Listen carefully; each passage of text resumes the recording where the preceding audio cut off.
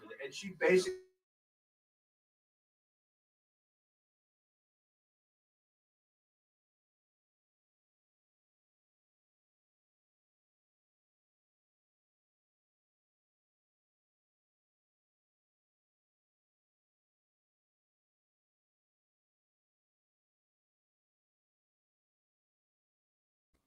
Good morning. You know what? It is. It is a good morning. It's a wonderful morning. It's a spectacular morning. It's kind of a weird morning.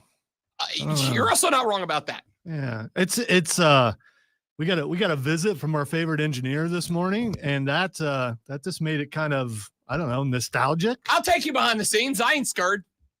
We were having a conversation this morning about something that both Captain America, Chris Evans down the hall, and I found out we both A, have in common, and B, are wildly almost offended by. No, there's no almost to it. A little offended by. There we go. Like, on one hand, I get it. I turned 40 this year. So I get it. On the other hand, I do not need to be served with what I described to Chris as insulting regularity. Advertisements for pills that make it work. I think is the most radio-friendly. I don't even know if that's a radio-friendly way to describe it, but I'm going to roll with it because it's the safest I could come up with on the fly. It works. It's fine. Okay? Like, I don't know what it is that happened in my algorithm that decided. All you gotta do is say, and she'll like it too. Yeah, but that's the thing. I think she already does. I don't need that. So far. Now, there may be a day that they change this. And for the record, let me say this very quickly. If you are someone for whomst that particular medication will help, do it. Do it. There is zero shame in that game. At the end of the day, we are evolved for our systems to stop working at a certain point. So if you are at that point where certain systems no longer work and you can take some sort of pill or apparently wipe that exist and it helps particular systems to get up and going, to get up and running, by all means, take advantage. Science is amazing. The world of medicine has extended our life from back when we used to die in our 30s, early 30s, to where we're living with great regularity into our 80s and 90s. Take advantage. All right? There is no shame in that. I'm just saying, I don't know why it is that all of a sudden, like 90% of my social media feed is like, hey, are you having a little trouble at home? Wink. No. And what did I type into the search bar that is creating an issue? Or what were you looking at? What did you linger on? That's what I'm saying. Yeah, just there is nothing in my that I'm aware of. There is nothing in my social media feed that should have triggered that in the algorithm. And I'm glad I'm not the only one. I don't even know how this conversation started with Captain America, Chris Evans down the hall, but it did. And that's how our day got started here at the Radio Ranch. Ladies and gentlemen, good morning, I think, and welcome in. The Rob Brown Show is on your radio. It's the Fan Upstate. Spectacular to have you as we roll on this morning. The AP Top 25 poll is out officially. And for the first time since I have moved here, way back in the before times of 2020, both the Gamecocks of South Carolina and Los Tigres of Clemson, turns out, they're top 10 teams. They're top 10 teams. Despite the L for Clemson and with the win over Virginia Tech, the new AP poll is out. Clemson drops 4 spots down to number 8. South Carolina jumps up 3 spots now to number 10. Both teams in the top 10. Will it stay that way all the way until rivalry week? Good gosh almighty, do I hope so. I know that we're probably going to get more into this, but it's kind of dumb having teams with losses ahead of a team that won. It just, I mean, any team that won. I mean, now I understand it, and if we were like 4 or 5 games in, it wouldn't look like this. But right now, it's, Yeah, I will say this. I look at the very first team in the AP. So let's just give you the AP top 25. Let's break it down so you know where everybody's at. Starting at the bottom, coming up. Utah, Texas Tech, Indiana, Tennessee are all undefeated at a whopping 1-0, 25, 24, 23, and 22. And number 21, the University of Alabama dropped 13 spots down to number 21. And the question I would ask is, and this is why week 1, yesterday I talked about for you, Tennessee. I mean, don't you think you should be ahead of Alabama? I talked about this a little bit yesterday. Week 1's AP poll should, to me, be selected, operated with zero regard to what the final preseason AP poll was. They should not lean on each other. When you make a week 1 poll, you should not be looking at the preseason poll at all. That should be thrown up, bundled up, tossed in the trash. I'm glad to see that ESPN has no influence over the AP. So that's good to know. They should not. So the preseason poll should be, when you take crumpled up, I can do this, and thrown in the trash. Completely ignored. So Alabama drops to number 21 at 0-1, getting decimated on the road by a then unranked Florida State. Of course, Florida State's jumped all the way up to number 14. We'll get to them here in just a minute. Just ahead of Alabama, number 20, Ole Miss. Texas A&M 19, Oklahoma 18, SMU is undefeated. They fall 1 spot down to 17. They get jumped by Iowa State. Now 2-0. Iowa State jumps up 6 spots to number 16. Michigan is 1-0. They drop down 1 spot and fall behind number 14, Florida State, the only team that was, one of 2 teams who was unranked. Utah goes from unranked. They jump to number 25. Florida State goes from unranked with their home decimation of Alabama. They jump up from unranked to number 14. They are 1 spot behind their in-state rivals, the Gators of Florida. They are 32 points behind Florida in the back pocket of the mighty Gators at number 13. The Sun Devils of Arizona State drop a spot down to 12. They flip-flop with the Illini of Illinois, now up to number 11. South Carolina, after their win over Virginia Tech, vaults up 3 spots to number 10. They are now 1 spot behind Notre Dame, who falls 3 spots down to number 9. Clemson is at number 8 with an 0-1 record. That is 4 spots down from where they were. Texas, with a road loss to Ohio State, drops 6 spots down to number 7. The Oregon Ducks move up a spot. They received 1 first-place vote from AP voters. They are at number 6. Miami, no first-place votes, but they jump up 5 spots to number 5 after a home win over Notre Dame. Miami, after the win over Notre Dame, at number 5. Georgia is now at number 4. No first-place votes for the Dogs.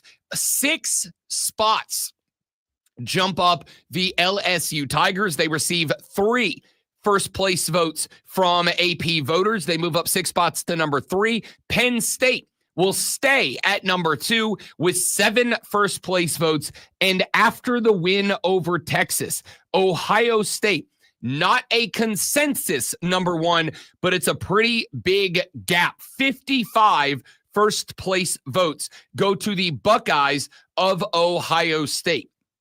And it sounds to me like gut reaction, knee-jerk reaction from the AP Top 25, because I didn't really study these yesterday. It was the wife's birthday. She got precedence over college football. Sorry, I love college football, but not as much as my wife. Gut reaction to me, after what we saw, this Ohio State being at number 1 is a result of the enhanced metrics. Ohio State winning over Texas, even if Texas maybe did not look like they were even in the same stratosphere as a genuine number 1 team, is going to get you a 14-7 win over Texas is going to get you more credit than Penn State hanging 56 or whatever it was on a school that you can't remember who they played this weekend. Exactly. The face of consternation and concentration, not constipation from Lonzo tells me I'm right. It's that enhanced metric that moved the Buckeyes ahead of Penn State to number 1 with what was a good win over Texas, but it was not impressive. We didn't walk away going, damn, the Buckeyes are clearly a number 1 team. I think we walked away going, it's a pretty good team. It's a pretty good team. See, why are you downplaying it wasn't a consensus when it's the majority, way over the majority pick? I literally said that. Yeah, but I said it wasn't at the a same consensus. time, your word choices are making it sound like okay. Roll the tape. My words were, it's not a consensus, but it's an overwhelming pick to be number 1 with 55 first place votes. It's a pretty good gap. It's not a pretty good gap. Do you think it is the they biggest gap? Be number 1? No, I don't have an issue with them being number 1. Because it kind of sounds like, I'm just saying, tonally, it just sounds like you got a problem. No, I think you took something personal that has nothing to do with that. I said I haven't taken anything personal all morning, so at least not yet. But I will eventually. It's early. I will. No, I don't have an issue with Ohio State being number 1. I think there should be some, just like I don't have. Honestly, I probably would have put LSU ahead of Penn State at number 2 for the same reason. You went on the road. And Ohio State didn't go on the road. They played at home, but they did play at home against number 1. So I would have probably put LSU above Penn State. And honestly, I probably would have bumped Miami up to number 3. Just because of impressive wins? I mean, at the same time, but yeah, LSU beat Clemson, was ranked ahead of them. Miami beat Notre Dame, and I think there should be some rewards for that too. Yeah. Again, I would ask the question, who did Penn State play? Who did Georgia play? I know who they played, but I'd be willing to bet that the overwhelming majority of people have already forgotten who Penn State and Georgia beat. And I think everybody kind of has a couple gimmies the next 2. I mean, sure. The top 5 probably do. So, and I would say that based on who you have coming up, this is week to week by me. My power rankings are not going to be the same. We do this every year. We're going to do this year as well. We power rank performance. We power rank where we think teams are based on the way that they are playing right now. Power rankings and rankings are different. Power ranking is, this is what this team is doing right now. Ranking is, this is a look at everything this team has accomplished so far. And for me, those rankings are very dynamic. Here's what I mean by that. I would have Ohio State after their win at home over number 1 Texas, with my admittance that I'm not going to address Texas as if they were like the grand poobah of college football teams. But you get credit for taking on a preseason favorite that Georgia doesn't get for playing Marshall. I will also say this. So if Texas ends up going 7-5, a little bit of the shine of Ohio State's win over Texas, especially considering it was a 14-7 UGLY, you ain't got no alibi, it was ugly, yeah, it was ugly win. A little bit of that shine is going to come off to some degree. Yeah, well, you're absolutely right there. But I'm checking out right now each team to see what they got coming up, and most of them for the next 2 weeks they're not playing anybody. Yeah. Penn State will play Oregon in 3 weeks. Yep. And so far, that's the first team that has another team, and a ranked team, by the way. The other ones should all be gimmies. I am very happy. That week 1 of college football, I'm very happy that week 1 of college football was as good as it was, because the next 2 or 3 weeks ain't. Like there's a couple of interest. Let's look at this Saturday just for funsies, shall we? Just for funsies, Friday night, Louisville, a team I'm interested in, has James Madison.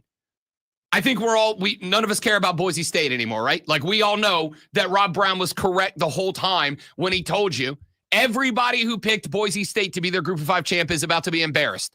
because you're all about to learn what I've been screaming for months now. Boise State was Ashton Jeanty, and Ashton Jeanty was Boise State. We got it now? So don't care about Boise State. Here's your Saturday list of games for every team inside the top 25. Penn State's at home. They have Florida International. Texas is at home. They have San Jose State. What genuinely, Lonzo, genuinely might be the most interesting game of the early window on Saturday, number 11 Illinois is at Duke. Like, honestly, that might be the most interesting game. Duke won 9 last year. They got a dude at quarterback now. This is one of the first games we're going to find out. Is Manny Diaz a coach now? Or was he using Elko's guy to ride to 9 wins last year? That's interesting. Florida State, now a top 25 team, has East Texas A&M. Not the Colt. East of the Colt. Iowa State has Iowa. Sure, rivalry game makes that one interesting. Iowa State is only a 3.5-point favorite at home over Iowa. So, like, that game might be interesting. And I'm kind of interested in Iowa State now after their win over Kansas State and the fact that they are the only 2-0 team in America. Like, maybe I'm interested, and maybe I'm interested because this is a rivalry game, but is that the best noon game? SMU host Baylor. Okay, that actually might be a pretty decent game, and we'll find out if SMU is legit or not. Kennesaw State is at Indiana. Kent State is at Texas Tech. Texas A&M hosts Utah State, who lost their entire offense to South Carolina, who now has their running back there. Ohio State is at home against Grambling. Poor Grambling's going to lose by 90. Georgia has Austin Peay. Oregon has Oklahoma State. I'm a man, I'm 40. He's a man who is a 28.5-point underdog. Clemson has Troy. One of the few games, maybe it's interesting. I don't think anybody has Ole Miss as a national championship contender. Ole Miss at Kentucky. This is Mark Stoops trying to save his job. Maybe that one's interesting. Tennessee, number 22, has East Tennessee State. Georgia Tech has Gardner-Webb this weekend. Florida has South Florida. Maybe that one's interesting. Florida's favored by almost 20 in that one. Utah has Cal Poly. Miami has Bethune-Cookman. South Carolina has South Carolina State. I'm looking at ranked games. Louisiana Tech at LSU. Okay, maybe we got one at 7:30. Michigan's at Oklahoma. Okay, I can get down with that one. That's the most interesting game so far. What's the line on that game, by the way? Stab at it. What's the line at that game? It's at Oklahoma. Michigan by 3. Oklahoma by 4.5. Okay. Which I told you, I think the Sooners might be a team this year. Might be a team. Top 25. Alabama hosts UL Monroe. And that's it. Like, that's your weekend. I think we got 3 games. I got Illinois at Duke, I think is interesting. We got Michigan at Oklahoma, I think is interesting. And then we have Baylor at SMU. Like, that's it. We went from a spectacular week 1 to a borderline, I'm going to tell the wife, if you want to go antiquing or whatever, let's go Saturday. Because NFL's back on Sunday. And the NFL is going to be way better than college football this weekend. You know I love some college football. My entire weekend last weekend was predicated around it. This weekend, not so much. So, with all of that being said, we're going to evaluate our AP top 25. And a good chunk of the reason why is there's not going to be a ton of adjustment after this week. Either Oklahoma or Michigan is going to drop pretty significantly. If SMU loses this game, they may take a tank. I don't know. We're going to talk more about the AP top 25 throughout the course of the first hour of the show. Your reactions are welcome. 844-326-3663. Text that number. Call that number. Who dropped too far? Who rose too highly? We continue the breakdown next. I'm Rob. He's Lonzo. The Rob Brown Show's on your radio. It's the Fan Upstate. Now we're. All right, guys. Quick live read coming right back. Stay right there. Foamy. Don't go nowhere.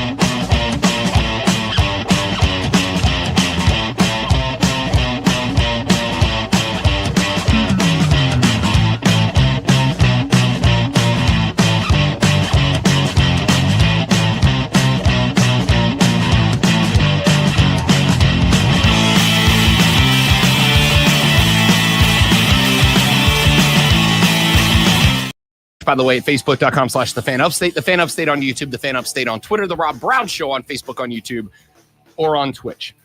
Question that I asked Lonzo during the break, and I will now ask all of you on air.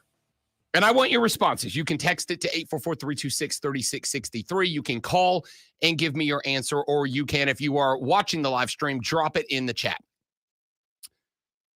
Did anybody genuinely impress? Who were the most impressive teams this weekend? Going down the list. There's only really one, and that's Florida State. I think Florida State's in that group. I would honestly argue, I don't know if you would agree with me, I think Miami was kind of impressive this weekend.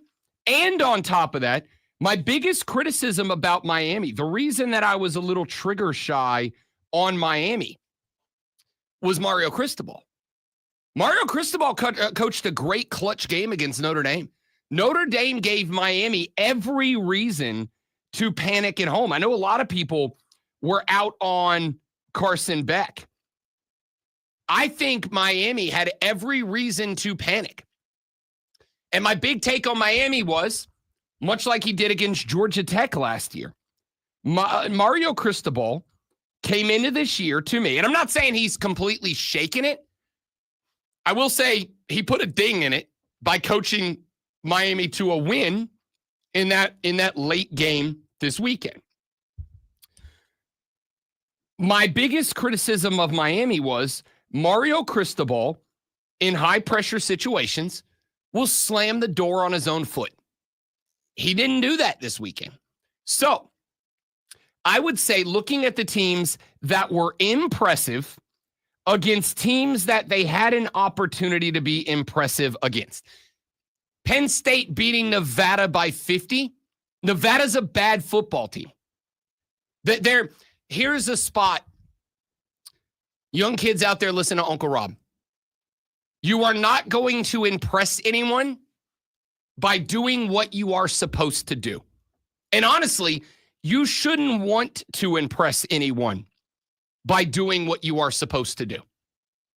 Doing the bare minimum should not get you a pat on the back and a cookie. Doing the bare minimum is what you should strive to do at the bare minimum, right? I'm not saying that here's where the spot where your parents are going to get mad at me, kids, but trust Uncle Rob on this more than your parents, okay? Sometimes it is okay to just do the bare minimum. Sometimes it's okay to just do the bare minimum. If you find out that doing the bare minimum is good enough to get you by, sometimes that's okay. Not every time. Sometimes you should want to go above and beyond, okay? But sometimes it's okay to just do the bare minimum, get by, move on to the next thing. Penn State beating Nevada by 50. Yes, that's the bare minimum I expect. If you do anything less than that, yes, it is unfair. But there are situations where doing the bare minimum is not going to earn you praise, but not doing the bare minimum will earn you punishment. That's just life. That's how the world works. So I'm not going to say there's any brownie points or reward going to Penn State for doing the bare minimum. And this is the other spot. Well, let's talk about LSU for a second. Are we truly impressed by LSU's win over Clemson? It was a good win. I don't want to take away from it. That's a tough road win at night in Clemson. Tough road win, good road win. But the problem you're going to have if you're LSU is that when a win like this goes down, we were talking about Texas, Ohio State. I kind of put this into the same category. Clemson didn't look good. And don't take this as a bash. Dabo said this yesterday. Dabo went off on Cade Klubnik. I got that audio. I'm going to play that for you coming up in the next hour of the show. Clemson didn't look good, right? I mean, do any Clemson fans want to argue right now? We looked good. We just got beat by a very good LSU team. I have yet to talk to one since Saturday. And I've talked to a lot of Clemson fans. I have yet to speak to a Clemson fan who has said, we looked good. We just lost to a good team. So LSU gets points. That's why they jumped up 6 spots to number 3.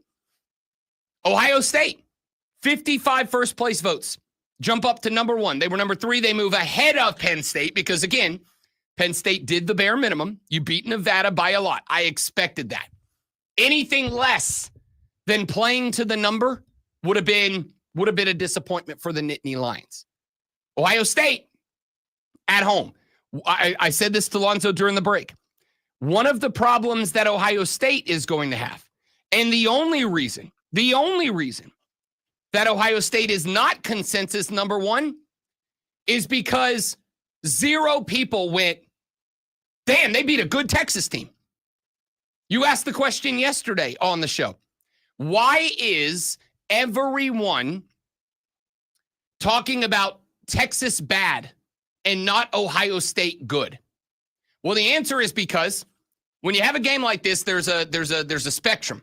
And on one end, it was Texas was bad, and on the other hand was Ohio State is very good. It's the scale of truth. And I think on the scale of truth, if I asked you to put a pin on which statement, like where on the sliding scale the truth is, on the Texas bad, Ohio State good scale of truth, I think the overwhelming majority of us would drop our pin way closer to the side of Texas bad than Ohio State good. Ohio State was, here's the takeaway. You guys did not get a chance to show how good you could be because of how bad Texas showed that they are today. Not saying it's going to stay this way, but as of today, I would say Texas being as bad as they were, Texas pulling the pin towards the truth of scale, the scale of truth side that says we're not as good as you thought we were, prevented Ohio State from having a chance to show how good they are. Now, if you'd have gone out and hung 42 on their ass, then we still would have been, yeah, Texas is really bad and Ohio State's really good.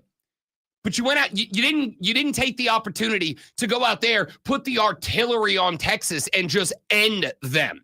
You beat them 14-7. So Ohio State wins all the tough games by 1 touchdown, beats Michigan, wins the Big Ten, gets into the playoff. They're not a good team. Whoa. We're not talking about week 13. I'm talking about week 1. Okay. In week 1, Texas was so bad that Ohio State scratch that.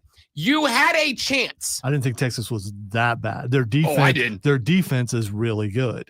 Their defense looked okay. All right. Their defense looked fine. All right. Here's where it's subjective, but here's my takeaway. We'll find out how good their defense is when they play someone else. And also when Ohio State plays someone else who's fairly challenging. If they put up a ton of points, and that shows that Texas's defense was pretty good. I don't disagree, but here's the tough part about our job. Really, really craps Joe if we come in here and we go, all right, everybody, let's hang on till week 6. We'll circle back around to Texas, Ohio State in week 6. Like, we got to talk about what happened now. And what happened now is Texas looked bad. Ohio State did not go win that game by 40. So on the scale of truth, with Texas bad on this side and Ohio State good on this side, Texas took the pin and they dropped it way closer to Texas bad than you had the opportunity to pick it up and move it back closer to Ohio State good. Hence the poll. Barring disaster, Ohio State's going to be number 1 for the next 3 or 4 weeks, at least 3 weeks until Penn State plays Oregon. And if Penn State is impressive and beats Oregon by a lot, then they'll move ahead of Ohio State. I agree. Yeah, I agree with that as well. And again, like let me be real clear about this because in retrospect, realize that what I said a second ago could be taken as snarky, and I did not intend it that way, so I apologize if it did. What I'm saying is Penn State has FIU, Villanova, and then Oregon. Ohio State has Grambling, Ohio, and Washington. And Michael Penix Jr. ain't walking through that door. So the point here is we really only have, for at least 2 to 3 more weeks, we only have week 1 to evaluate Ohio State and Texas from a what do they mean on the national scale perspective. Because, again, you don't get credit for doing the bare minimum. I expect you to go hang 50 on Grambling this weekend. Now, to go to my second point, which is you may not get a reward for doing the bare minimum, but you absolutely can get punished for not doing that. If you go out there and you put up 17 on Grambling, then the conversation about Ohio State is very different next week. Very different. That's why we talk about it now. All right, we'll keep evaluating the AP Top 25 poll coming up here in a minute. A lot of Clemson stuff in the next hour because Dabo Swinney was the biggest critic of Cade Klubnik yesterday. I thought I was. Turns out Dabo was.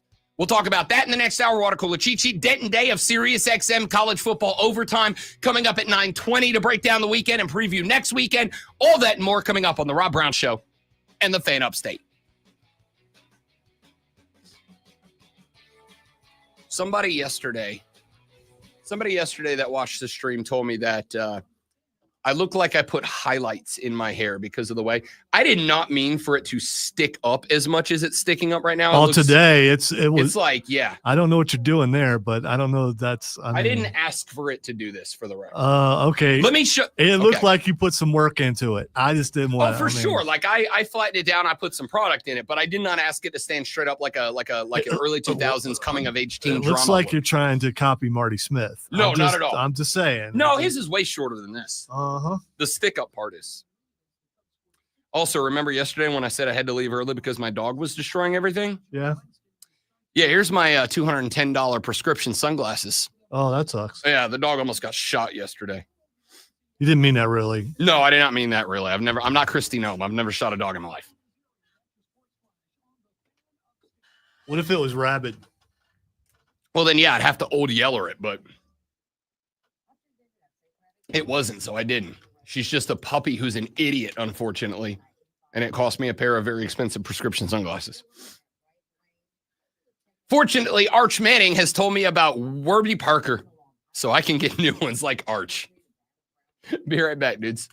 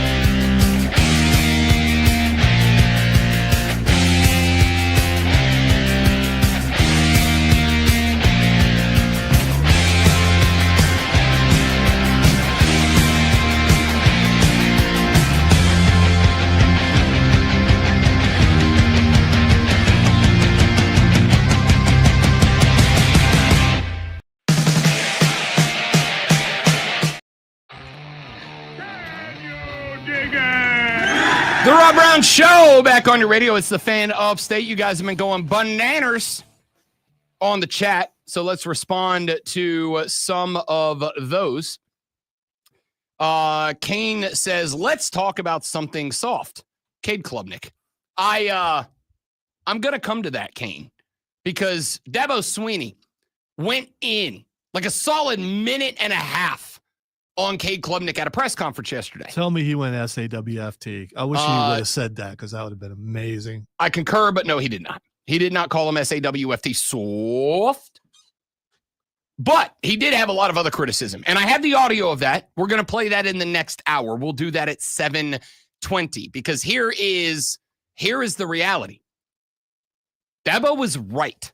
And I saw a lot of people, a lot of Clemson fans yesterday going, oh, Dabo is only doing that because Cade is the type of leader who can take it. No.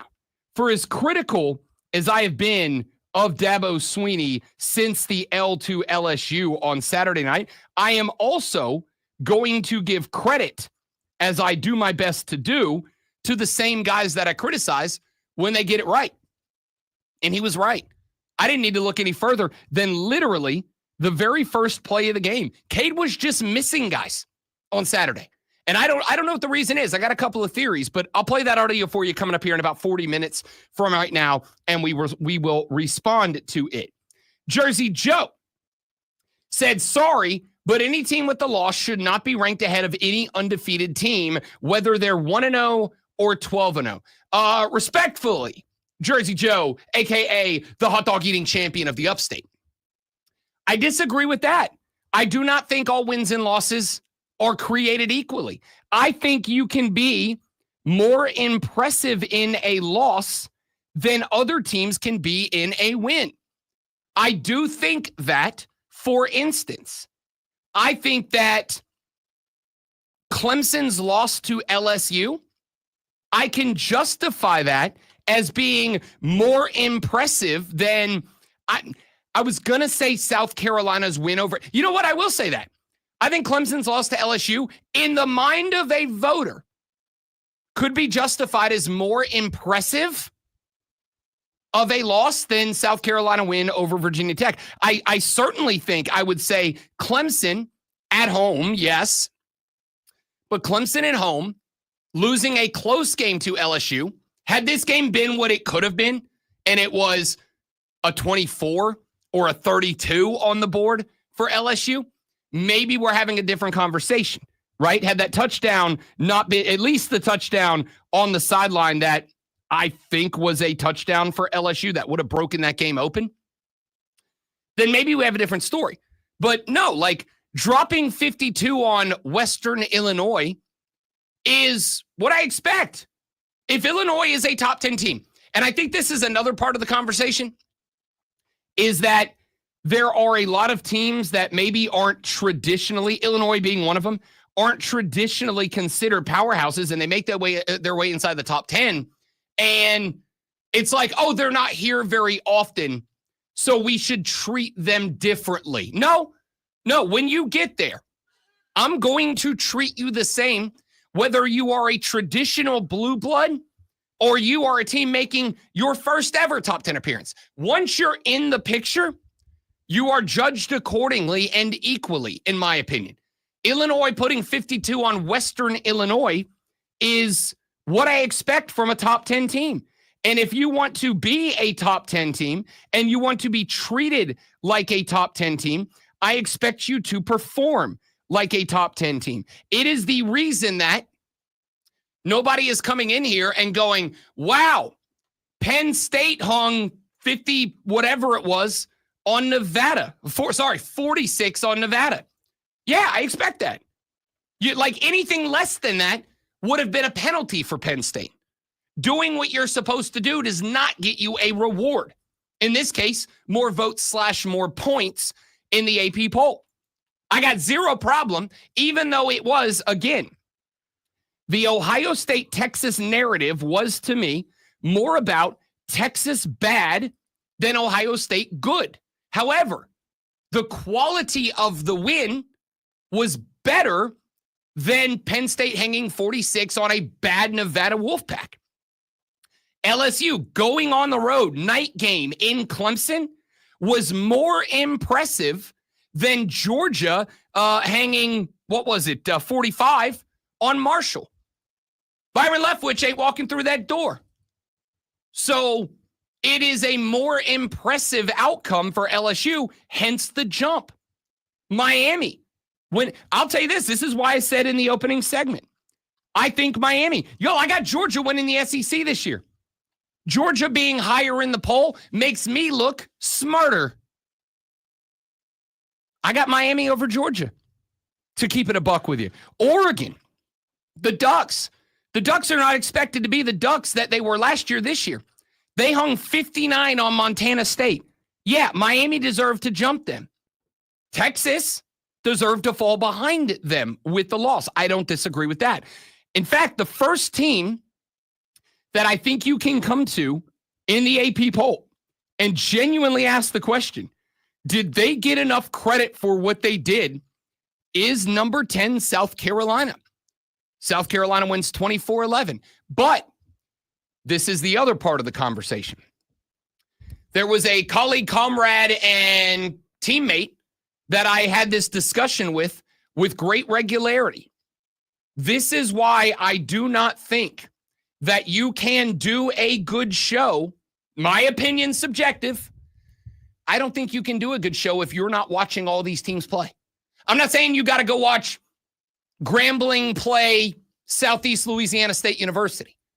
But if you're not watching, I'm not talking about the 90-second highlight package on ESPN. If you are not watching these teams play, I don't think you can do a good show, subjectively.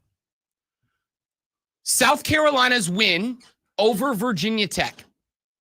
Good win. Good home win, but good road win in Atlanta.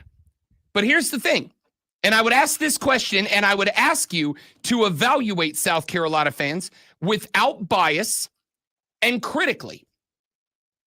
Were we impressed by the win? And I do think, whether it is fair or not, we were impressed by the first drive. We were very impressed by the first drive. I said that yesterday.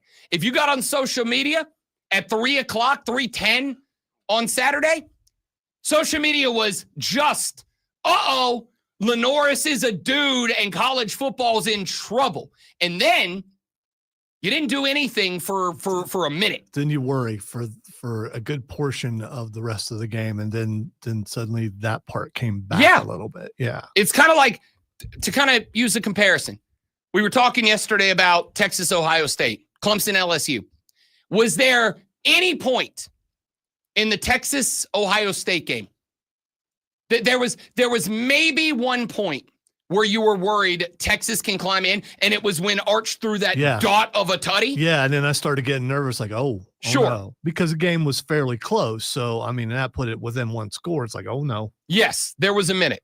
Was there any moment where you felt like Clemson was just one strike away from getting back into it with LSU? No, and it's weird. Yeah. I mean, because it was a low-scoring game also, but it just, they just looked like LSU should have scored so much more. Oh, yeah. Like I said, it wasn't. And at the end of the day, I have to evaluate what was, though I do think there is some room for what could have been, right?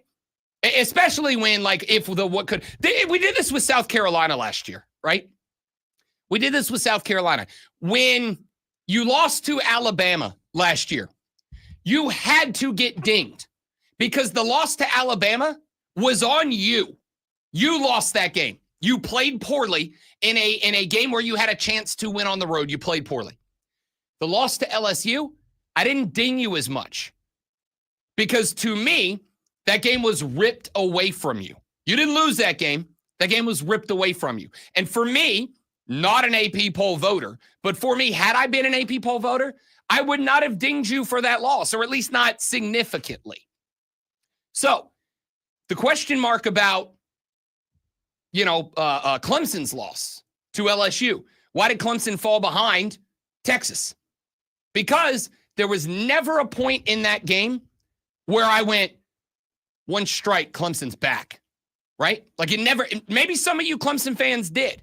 And of course you did, because you're a fan. But for me, there was never a point that I went, one Cade for Heisman moment, and we're back. I think you can also judge it a little bit by crowd reaction, and it seemed like Clemson's crowd was not in it hardly at all. I don't know. There was that one dude who was kicking that one LSU kid's ass in the upper deck.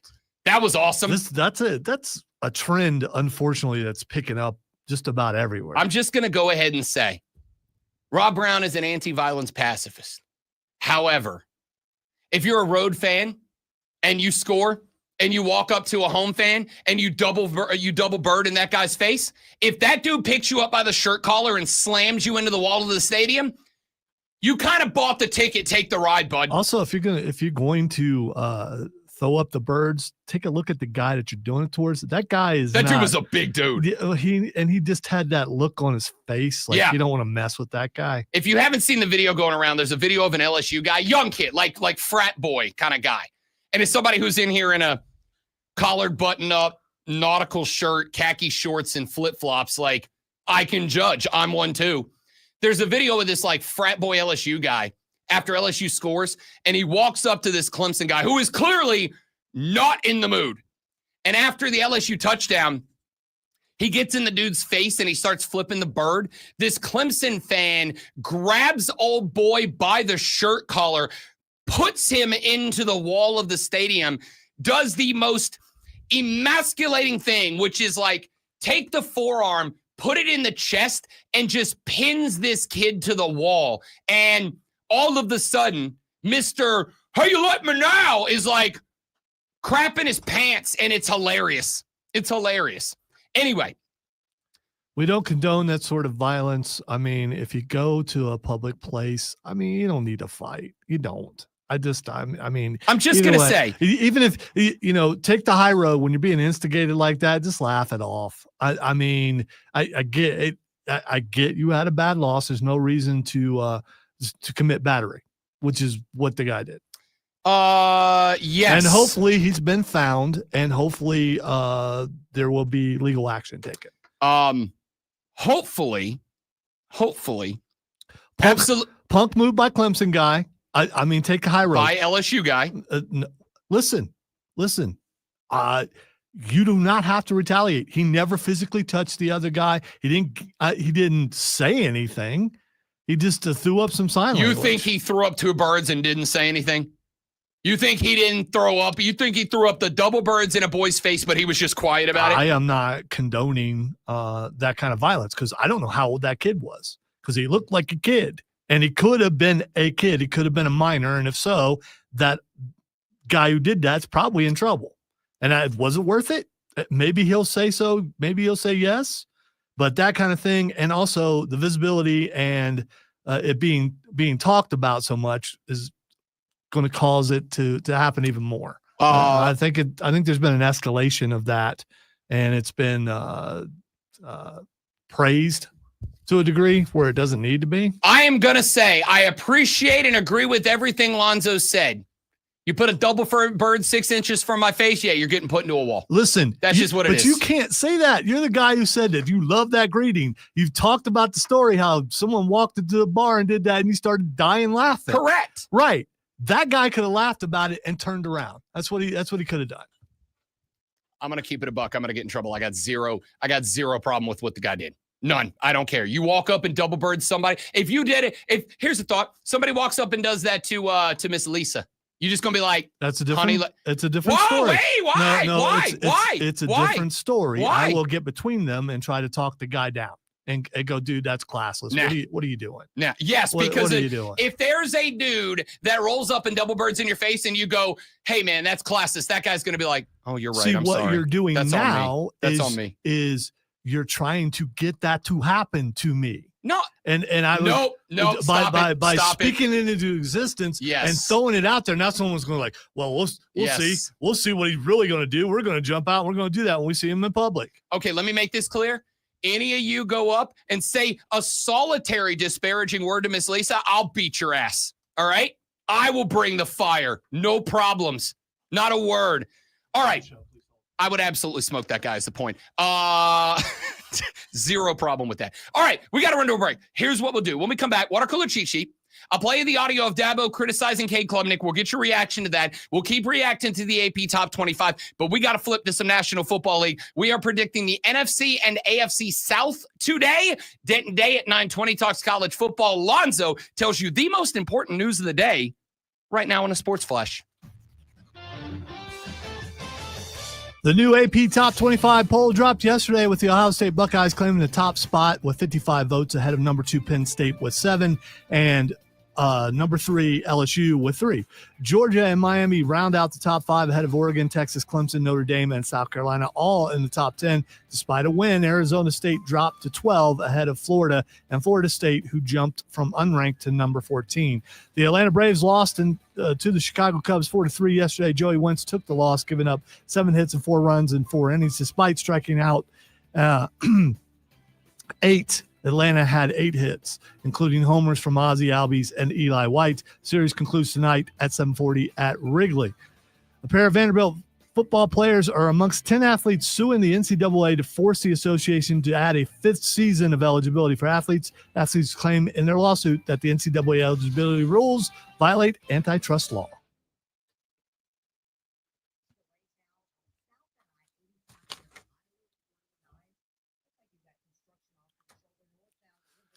Apparently saying eligibility really fast is something I struggle with. Didn't know.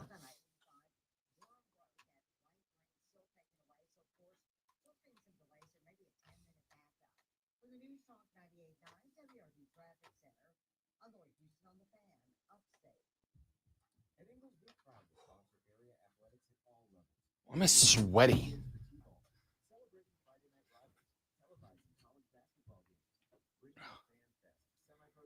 It's your blood pressure is up, and you just need to chill. That's what it is. And we've got all the sports. It's all in the bag. Ingles, low prices, love the savings. Twin Peaks is the best in the game. Here, it's bigger game days and bolder fight nights.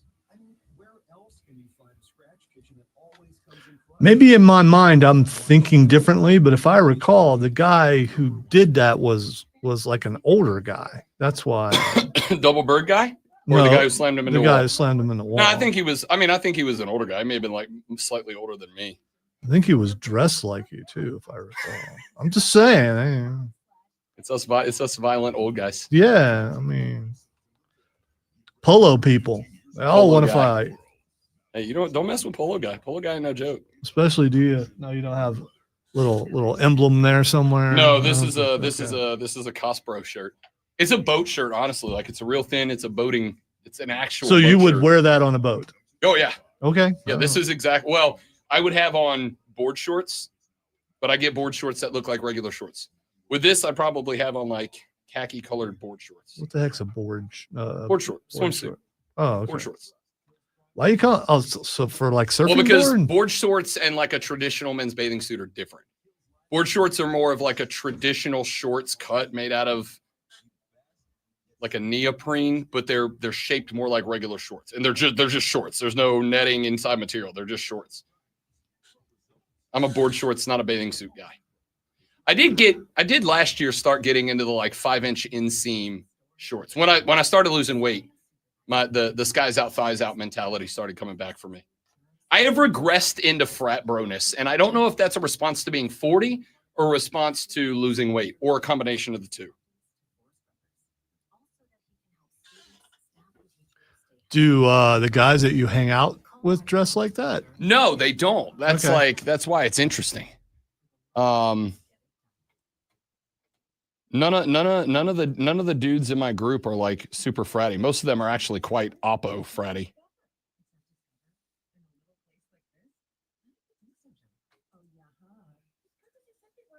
Like, you've seen Keegan before. Keegan's very alt rock trendy. Yeah, but Joey B maybe a little bit more in the polo golf world. I think the settings that I've seen those guys in are not. I don't know. They're in a place where you should specifically dress a certain way, like wrestling. You're going to dress for wrestling and going. Yeah, like I wouldn't dress like this to go to a wrestling show. Yeah. Right. I also am very environment conscious. Are you? Okay. I don't know why you said that with, flair. I'm also. Ooh. Meet me in the road, fine bomb. You know how bad you got to be to get me on Ric Flair's side. I don't know. I think fine bomb will win. Rick's pretty old. Yeah.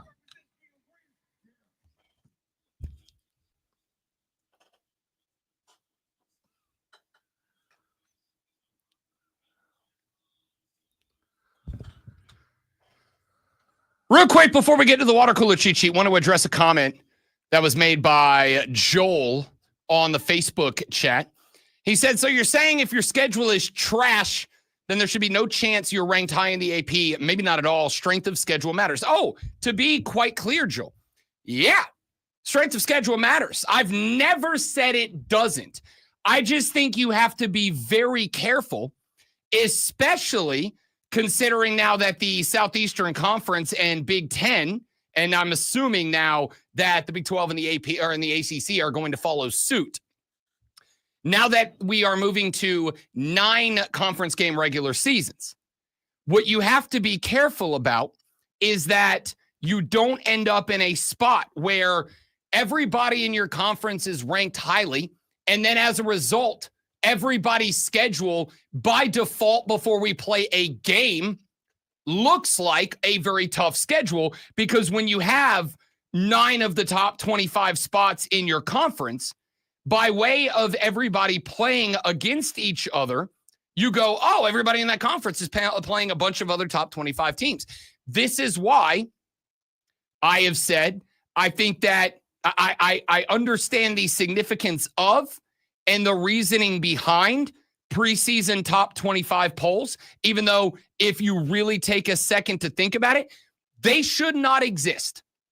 But I understand why they do, and I understand we're going to have them.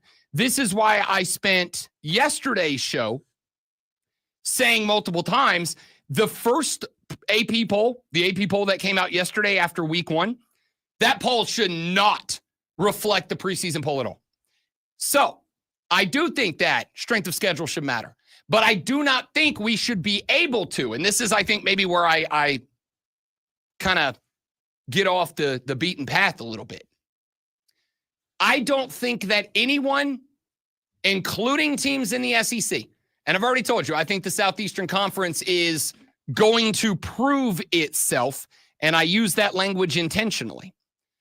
I think that the SEC is going to prove itself to being one of the, this year, deepest conferences in the history of conferences playing college football. But when I say it's going to prove itself, I also believe that strength of schedule should be evaluated as the season progresses, not before it starts. For the same reason, I'm not going to look at Ole Miss right now and go, goodness gracious, what an incredible strength of schedule they have. Because what if Texas stinks? What if everybody in the world overestimated what the University of Texas is this year? What if everybody in the world got Texas wrong and it turns out they're just an okay football team? What if they're a bad football team? Are we talking like Florida State last year bad? Yeah. I mean, because remember how it was coming in after Florida State's undefeated season, coming in the next season, there was all the hype and everything. Exactly. And then fell. I mean, and think about that's just the first example that comes to mind. It's a great example, because how many teams in the ACC last year got a boost because, Florida State coming off an undefeated year? Like, having Florida State on your schedule was, going into last year, that was a crown jewel for your schedule. Like, you have Florida State. If you can beat Florida State, then it turns out everybody could beat Florida State. So at the end of the year, having Florida State on your schedule was friggin' less valuable than having Southern Miss on your schedule at the end of last year. This is why I would say strength of schedule matters, but I don't think we can evaluate it until like week 8 or week 9. Because right now, sincerely, does having Texas on your schedule boost your strength of schedule right now? The answer to me is no. For now, yes. Well, maybe 5 weeks from now, no. And again, maybe 5 weeks from now, we look and we go, man, maybe. And again, results, right? Because if Ohio State goes out and Ohio State runs off 10 straight wins and they put up 50 in every game, then maybe we evaluate Texas and go, it turns out that loss wasn't as bad as we thought it was. But with what we have to evaluate right now, on the scale of truth, the pen is closer to Texas bad than Ohio State good. So if you have Texas on the schedule, what we thought was going to be a massive boost to your strength of schedule today, not so much. This is why, yes, strength of schedule matters a lot. But I do not think your strength of schedule should be evaluated or determined by the preseason rankings. Your strength of schedule should be evaluated and determined as the season goes on, as we get to see objective metrics and measurements of what teams accomplish, and subjectively, we get to watch these teams and see how good they are or are not. By the way, I'm self-reporting. I got one there. I hit so, and then I hit so, it was off the air. So about the time when CFP happens. To me, that is one of the things they got right. We absolutely should not have playoff rankings until at the earliest, early November. Let's get through September and October. And then in November, we can start to say, this team is good, this team is bad. Because here's another thing. Ohio State, 55 first place votes in the AP poll. What happens what's our evaluation of Ohio State and Texas? And this won't happen. But what happens if Ohio State goes out and they beat Grambling 21-14? Now, all of a sudden, maybe we go, damn, Ohio State and Texas are both not as good as we thought. We can say, based on the eye test and what we saw with Texas, Ohio State, we got the preseason rankings wrong. But I would also argue that we still don't know what those two teams are in comparison to anybody except each other. We only know how good they are relative to each other. So if Ohio State goes out and they beat Grambling 17-14 this weekend, not only do we go, damn, maybe Ohio State's not as good as we thought, but now we got to drop what we thought Texas was even more because they lost to that team. That's not going to happen. But the point is, subjectively speaking, we only know what Texas and Ohio State are relative to each other. This is why I do not evaluate strength of schedule until we get to November. One of the things they got right, and it's more than just this, but one of the things they got right when they put the playoff format together is not having a playoff ranking until November, when these teams have 6, 7, 8 games under their belt. So we have a little bit more, even though we may fall victim to, the subjectivity of college football. What's the thing we talk about where A beats B, B beats C doesn't mean A will beat C? Transitive property. Yes, it's like my favorite thing to talk about, how to forget the transitive property of football. We can't fall victim to that. All right, let's take a break. Not take a break. What the hell's wrong with me? Let's do this. Are you ready for the playbook of the peculiar, the almanac of the absurd, and the encyclopedia of the extraordinary? Well, you better be, because we're diving headfirst into the 3 top stories that will have your coworkers say, "Shut the hell up." even before they take their first bathroom break. No. Here we go. Welcome to the water cooler cheat sheet on the Fan Upstate. It is the water cooler cheat sheet, the top 3 sports stories you need to know before you get to the office and start talking sports. This AM, when you do this, is what you'll talk about. We got to jump on it. Item number 1. A couple of baseball stories right out of the gate because, yes, college football is underway. Yes, the National Football League is getting started this weekend. It does not matter. Baseball season is still ongoing. The Braves dropped their 5th out of the last 6 on the road last night, taking on the Chicago Cubs. Joey Wentz got the nod, gave up 7 hits, 4 earned runs through just 4 innings, did strike out 8. while taking his 5th loss, dropping his record to 5-5 from the dish. Ozzie Albies had a dong. Greenville native Eli White had a dong, his 8th of the season. It came in the 5th inning off of Imanaga. The Braves as a team collected 8 hits on the night, but they did go just 1 for 2. 50% is great. Not when you only have 2 situations at bat with runners in scoring position. 7 hits surrendered by the entire staff to the Chicago Cubs, including a Kyle Tucker dong.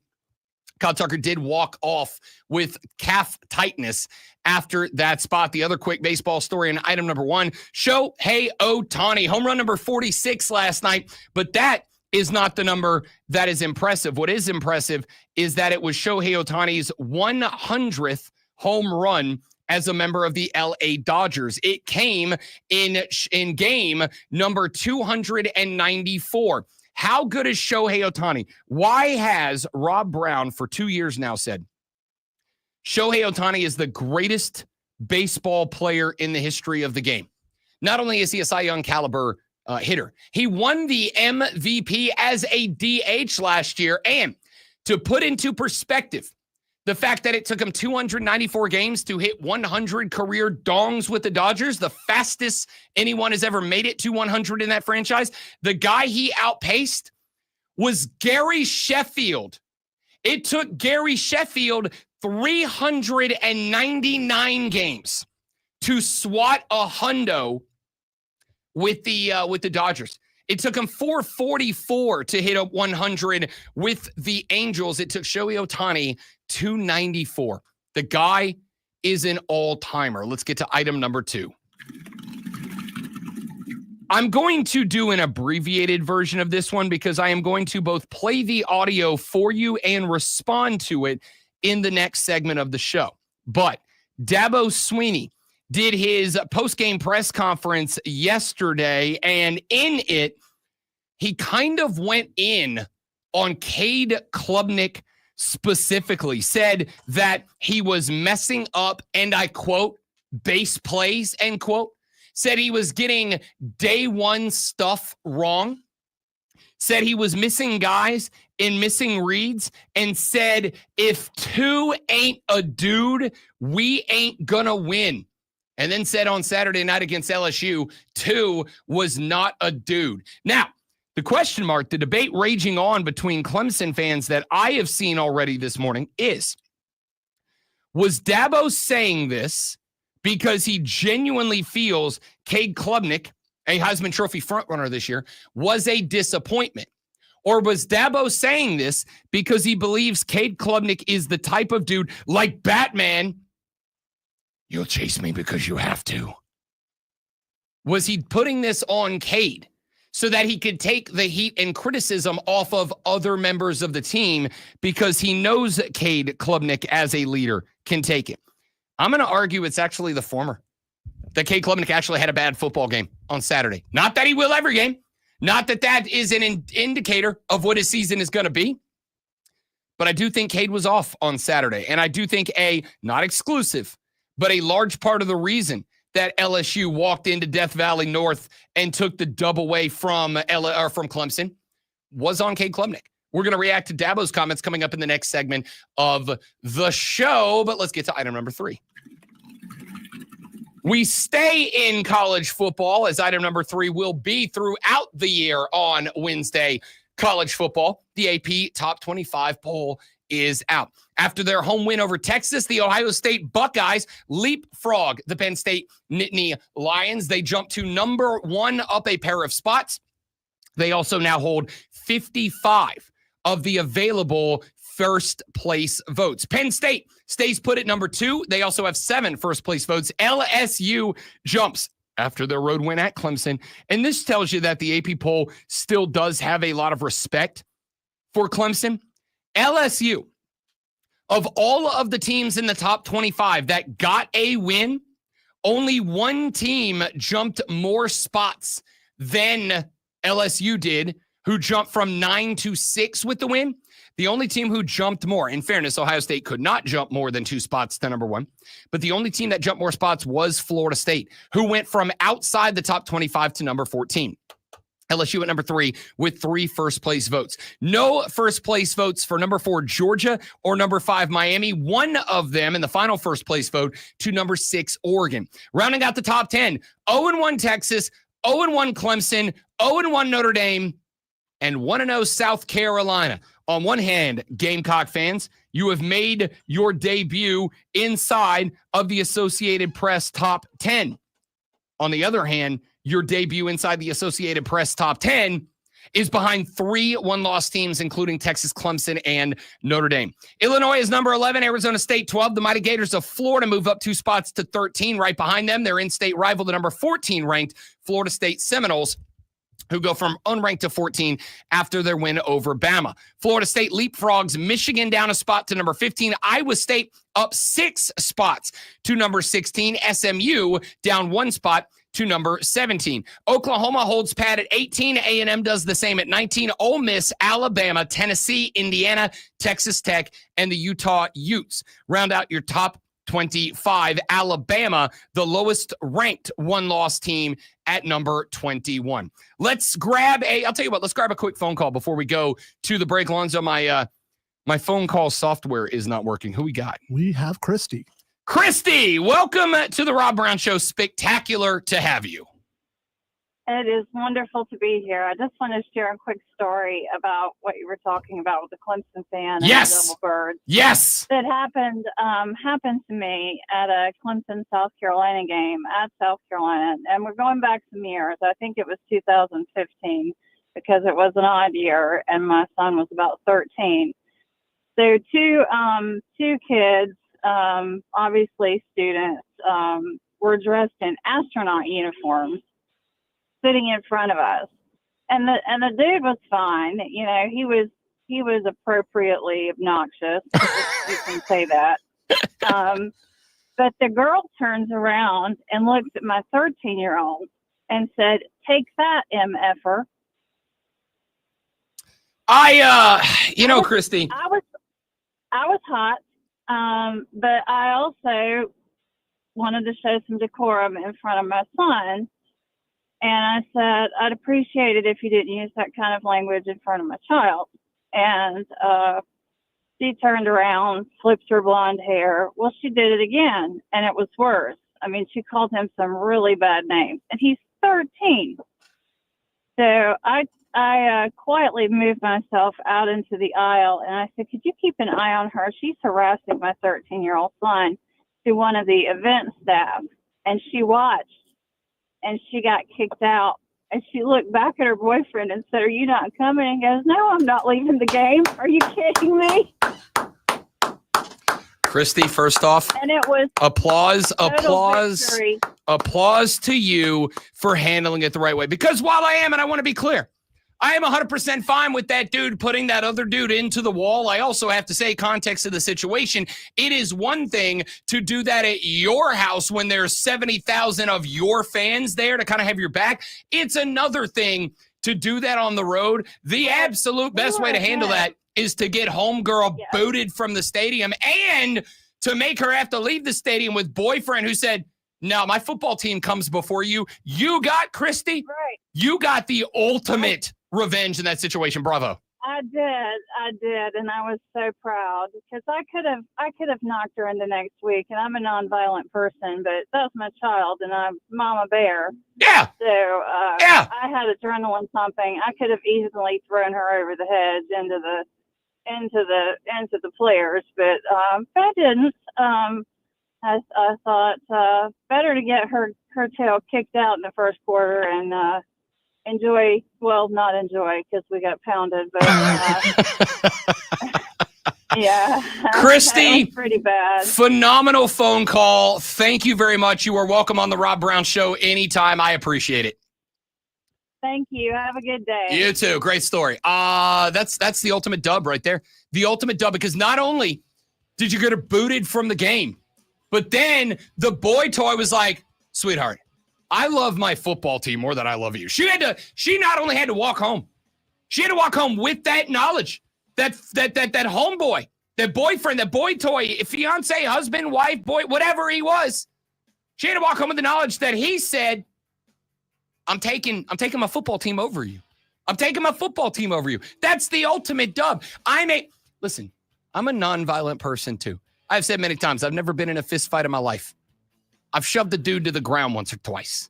All right? Because even the nonviolent, like sometimes you got to bully a bully. Sometimes a bully only understands, oh, that dude could kick my ass if he wanted to. Maybe I should stop. I'm going to say for the young lady having to walk home, not being able to finish the game, and with the boyfriend going, yeah, I'll see you when I see you, sweetheart. Take a hike. Good dub for Christy there. Back after this on the Rob Brown Show. Dabo criticizing Cade. We'll address that next on the Fan Upstate. Three friends. All right, guys, one more live, and we're back with the Dabo Cade stuff. Stay right there for me, please, and thank you.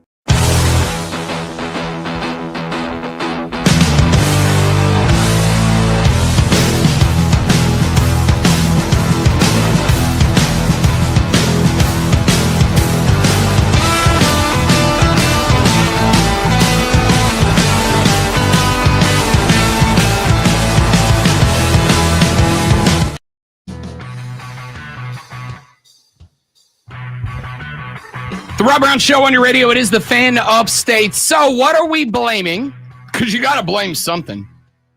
What are we blaming the loss to LSU on? What are we blaming the L on? I gave you yesterday what I thought was the primary factor in that L. I thought it was, honestly, offensive play calling. I thought it was lacking imagination, lacking creativity. It was uninspiring, to say the very least. Well, there is another contender for the taking the blame crown. And it was put forward by Dabo Swinney himself. They didn't do anything we didn't expect. They didn't. He created a lot of the pressure because he held the ball. He didn't throw it like the 3rd and 12.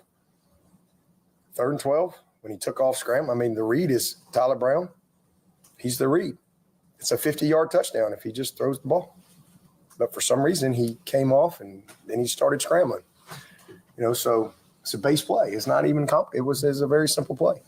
We got another play on the play that he threw to he's got a man side, his own side, and he had the slant for maybe a 50-yard touchdown to Wesco. But he threw it right to Sapp on a double coverage. It's a base play, day one. And, he just didn't read his progression there. I mean, it just eyes on the wrong thing. And again, sometimes you struggle, you don't play, you just do too much. But he had a bad day. I ain't no other way to say it. I mean, like we gotta. If two ain't a dude, we ain't winning. Dudes got to be dudes. This is big boy football. So I mean, that's just the way it is. And I can't. I mean, he's not a freshman. He ain't a freshman. He'll respond. But like I said earlier, if our biggest issue coming out of that game is our best player didn't play well, we'll be all right. I just want to say, if you recall, when we were doing our projections, I said from the beginning, this is on Cade and will always be on Cade. If he plays really well, they're going to win. If he doesn't, it's going to be a struggle. And he just did not look good at all. And I don't think this is a motivation thing. I think Dabo was just being honest. First off, I do have to thank Dabo Swinney, because I don't think there has ever been a more Rob Brown breakdown of a game than dudes got to be dudes. I don't know how many times I have collectively said dudes got to be dudes about college football, about NFL football. But I know it's a lot of times. So I like that take from Dabo. Dudes got to be dudes, because that is true. It is just a bro version of players got to play. Playmakers got to make plays. What's up, bro? This is why you have heard, and I there was a story Nick Saban told. He's doing speeches and tours or whatever. He told a story a few days ago at a meet and greet, conversation, round table, whatever it was he was doing, where he said one of the first lessons that he got in coaching was early in his coaching career when he was coaching high school football. And he said we had a dude on the team. I think he said it was a running back. I don't remember the details of the story. They're not super important. But he basically said we were in a spot where we were like down, we're driving, we got a score, and he said I was calling the plays. And the head coach of that team, I went over to get his thoughts on a certain play in a certain situation. And the guy basically said, I don't care what play you call, as long as it ends up in that guy's hands. And basically said, this is our best player. This is our playmaker, put it in his hands. And Saban said, yeah, but like they know that guy's getting the ball, right? They know that guy's getting the ball. They're going to throw dudes at that dude. Should we not go somewhere else? And he said, man, Nick Saban, at the end of the day, if your best player can't make a play, it doesn't matter, right? So he said that was the day that I learned, regardless of context or situation, we've got to put the ball into the hand of our playmakers and give them a chance to make a play. And I get it. I get what he's saying. That is, the bro version of that is dudes got to be dudes. And dudes do got to be dudes. But while I agree with him, because there were a number of spots, I go back to, again, the reason that I am on board with this criticism of Cade Klubnik from Dabo Swinney, and it's one game, not saying that this is going to be the case for the year, right? Maybe they need a tune-up game, even if he's not a freshman. Maybe he needs a tune-up game. Maybe they'll get that tune-up game against Troy this weekend. I would also argue, let me finish that thought. The reason I'm on board is play number 1 from Cade Klubnik, the opening play of the game. LSU gets the ball, they punt. Clemson's inside their own territory, 1st and 10 coming out. LSU brings 1. They rush 4. They bring an outside backer from defense left, offense right. The pass pro is perfect. In fact, if you haven't seen it yet, it's on my Twitter. I posted it this morning before we started the show because I knew that we were going to talk about it. I just screenshotted it and threw it up on my Twitter. Play number 1 of the game. The pass pro is perfect. LSU brings 4 off the line, and they bring a linebacker off their left, offense is right. Everybody is picked up. Everybody is blocked. I mean, Cade Klubnik has legitimately 1, 2, 3, probably 3.5, maybe 4 yards between him and the closest pass rusher when he releases the football. He's got an in-cutting wide receiver off a defensive back who is still dropping back when the pass is released. And he throws it, if I'm lying, I'm dying, 3 yards behind the wide receiver. He is exceptionally lucky. This is one of those plays that I say you're lucky you didn't get blown out in this game, Clemson. Because the very first play of the game, Clemson hits the LSU cornerback, who was 2.5, 3 yards behind the in-cutting wide receiver, hits the LSU DB right in the number. I mean, right in the chest, and he just drops it. Play number 1 should have been a pick 6. Should have been a pick. There was nobody stopping him from scoring from the 20-yard line where it hit him in the numbers. Now, I think there can be some level of blame on the offensive line. Progressively got worse as the game went on. The play calling was boring, standard, vanilla, predictable.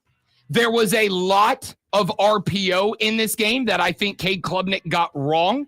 I also think as the game went on, Cade Klubnik started getting progressively more afraid for his life because there were white jerseys all over him from the start to the finish.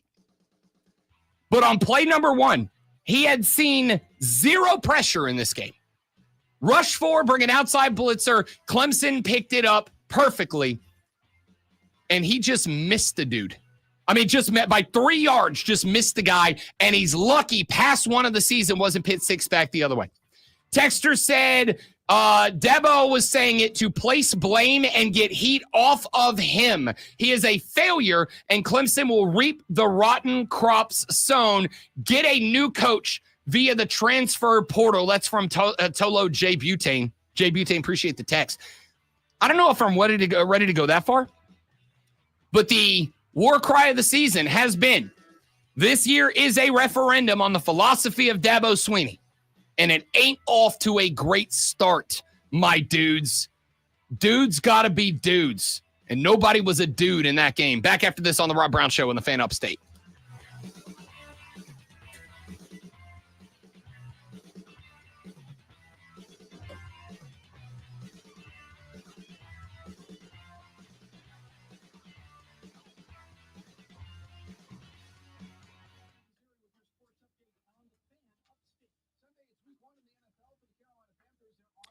Also, I glared on right by Christy using the phrase appropriately obnoxious. Might be the best description of this show of all time. All right, guys, stay right there. I'll be right back. Appreciate you, Luke. Got the fresh cut. And I had to get the fade. Be right back, guys.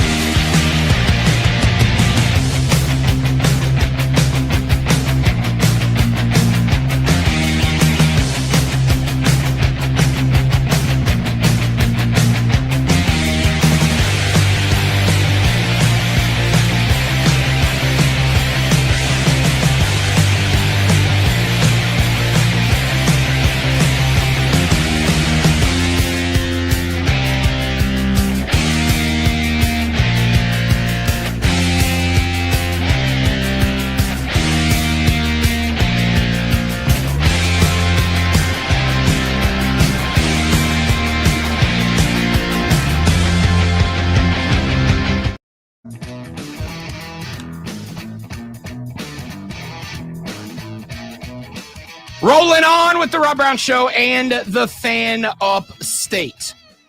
Was Dabo Sweeney's criticism of Cade Klubnik fair or foul? That's the question that I have for you Clemson fans this morning. I rewatched a good chunk of that game yesterday. That's kind of the process for me. I watched the game on Saturday. I digest on Sunday. Just kind of think back and reevaluate what we saw on the initial view. And then ordinarily on Monday/Tuesday, I will go back and I will watch game film of the games that matter. Obviously, the games of the teams that we cover here in the upstate, as well as games like Ohio State, Texas, et cetera, et cetera. I rewatched a little bit more of that game earlier this morning.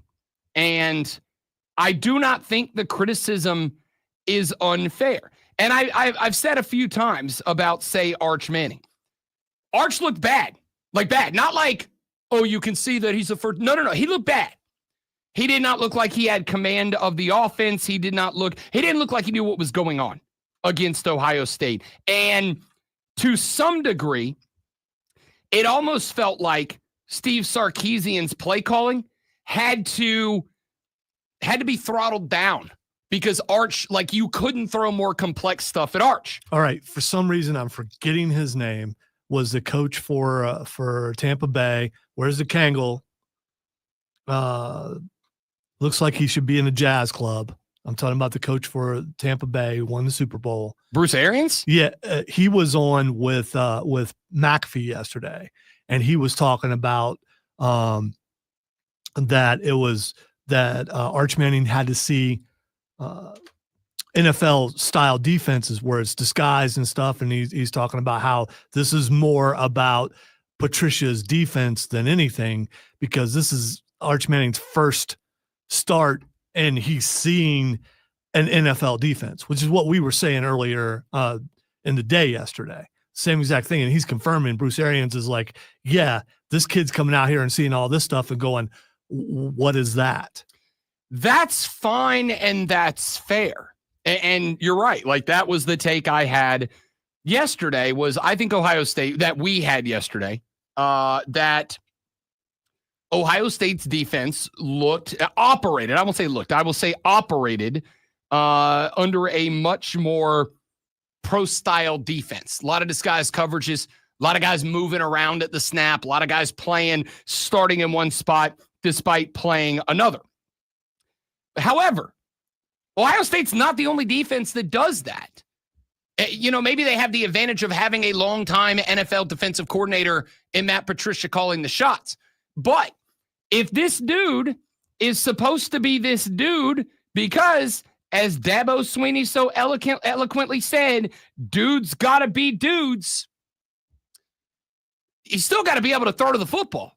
And it makes it worse. One of the things that frees up a defense to play and operate that way is, if it works, if Arch goes out there and with an NFL style defense, if I am play calling, all right, fine.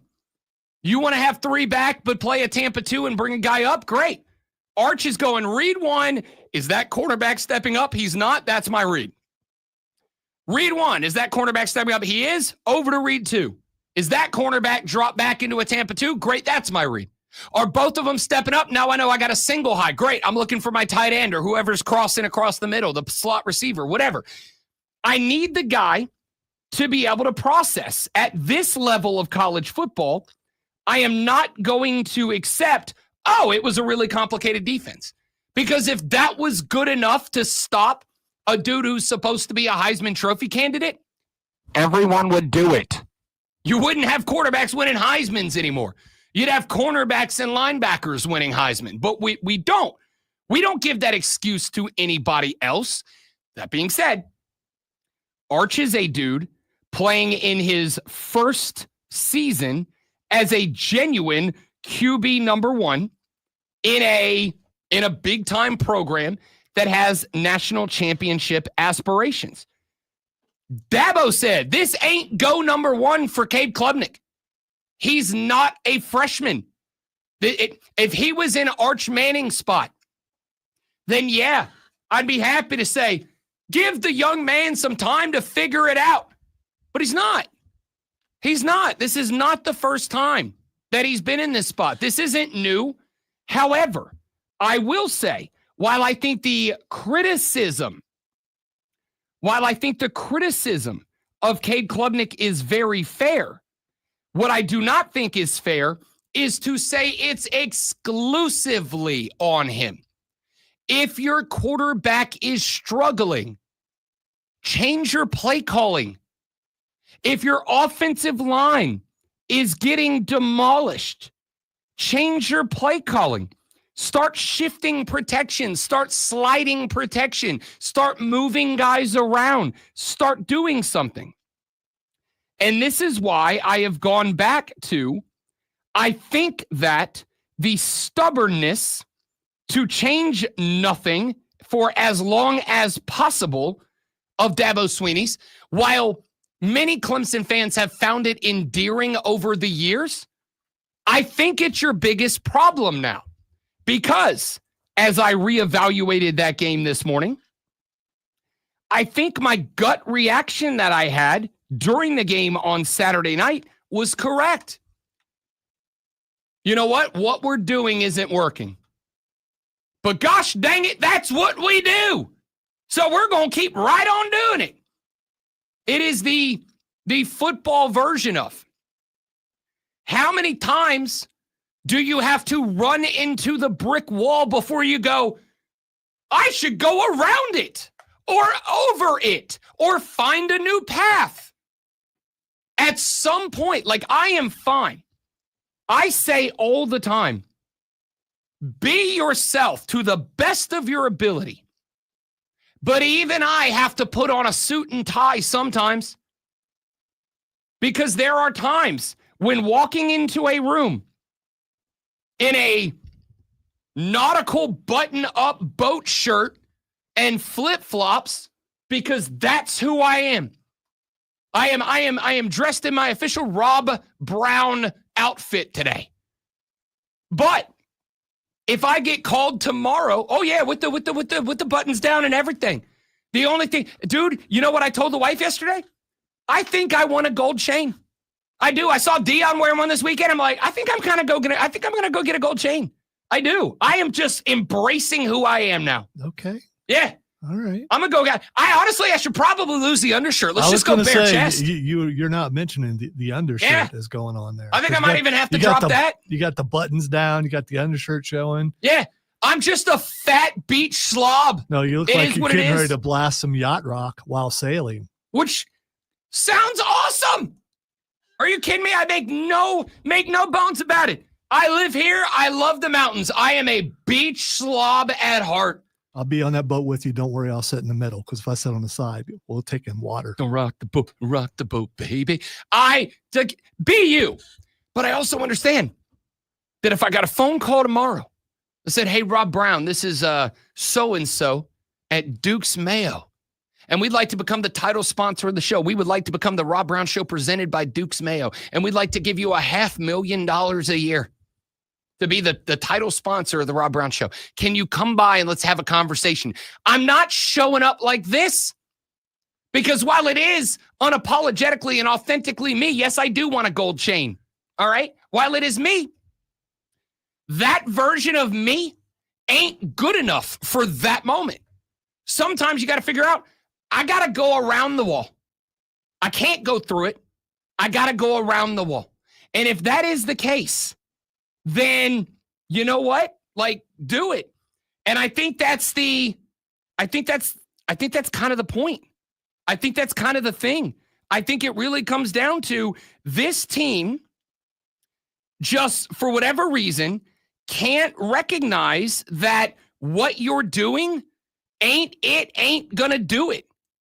And when you don't change anything, do not be shocked and or surprised when it doesn't work again. That LSU team, I will say this, I had an almost I had a reaction because I heard yesterday, and Lonzo pointed it out from Heather Dinich, who I respect. Of all the voices that network has covering college football, Dinich is up at the top of the ones that I actually do respect as a voice. When she was like, I think this LSU team is a front runner for the national championship, I was like, whoa, let's slow the roll. We've played one game. We've played one the game. And it is very possible that maybe, as we have maybe done with everybody, maybe we have overestimated Clemson, right? Oh, 12-0 winning the ACC, first round bye, no question. Maybe we've overestimated Clemson a little bit. Maybe we should not be putting LSU there yet. Maybe she's right. Maybe LSU goes out there and they beat Florida by 35. Again, coulda, shoulda, woulda blown out Clemson. If nothing else, should have been one touchdown better than it was. But the point here is, I'm going to say slow the roll. And when it comes to Cade Klubnik, I think everything Dabo said about Cade is fair. But I'm also going to ask the question, how much of the stubbornness, how much of the refusal to change, to adapt, to do things differently was the cause of Cade regressing to old Cade? How much of the Garrett's not here to call the Garrett offense, Garrett's here to call the Clemson offense? How much of that is this team just running into the brick wall, backing up, shiners on both eyes, broken bleeding nose, snaggle tooth because one chipped, looking at it and going, well, you know what? We run face first into the brick wall all night. Eventually, that brick wall's got to break, right? Let's just keep doing what we're doing. Line it up. One more time, boys. Run into that brick. How many times do we have to do that? Tiger Pal Rachel texted the show, said, why does the play calling continue to be so vanilla? Are we overanalyzing Cade Klubnik? Maybe he's just not that good. Maybe he's just a quarterback that pads stats against bad competition. Last I recall, he didn't do anything against Georgia, South Carolina, just garbage time touchdowns against Texas and nothing against LSU. And that's fair too. Maybe there was some over-evaluation. And there is a take. I was listening yesterday to the Browns assistant general manager because I'm a masochist. A sadist. I was listening to the Browns assistant general manager. Is that the female? Yes. Because it kept popping up on my feed. Yes. I never actually listened to it. Browns assistant general manager Catherine Hickman did a press conference and they asked her about quarterbacks.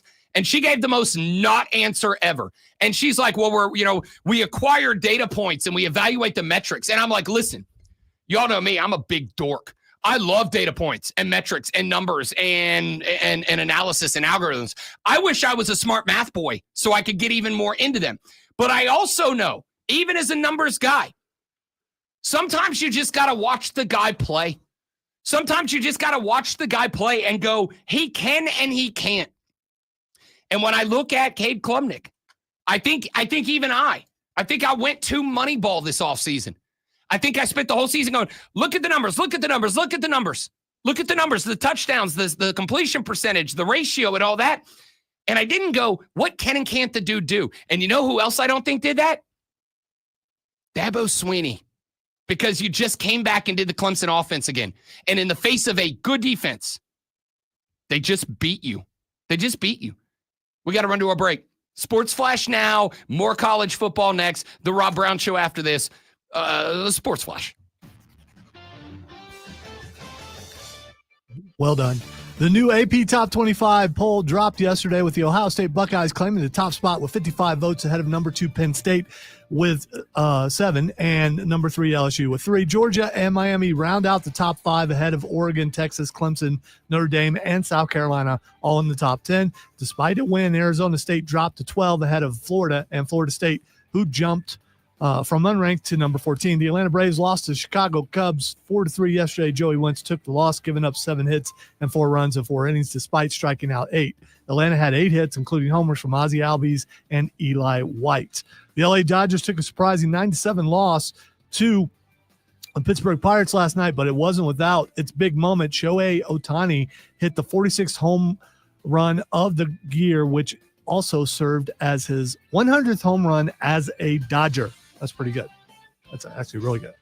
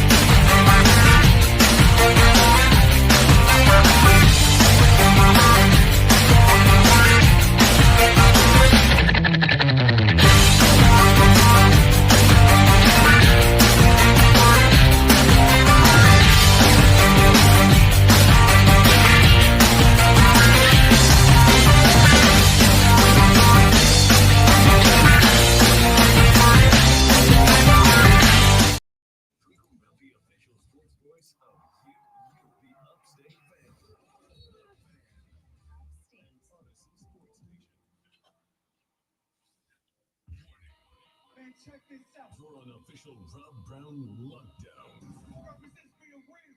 Yeah. Manufactured locally for the Carolinas. This is the Rob Brown Show. The Rob Brown Show is back on your radio. It is the Fan Upstate. Rob Brown, the great one, Lonzo, and you.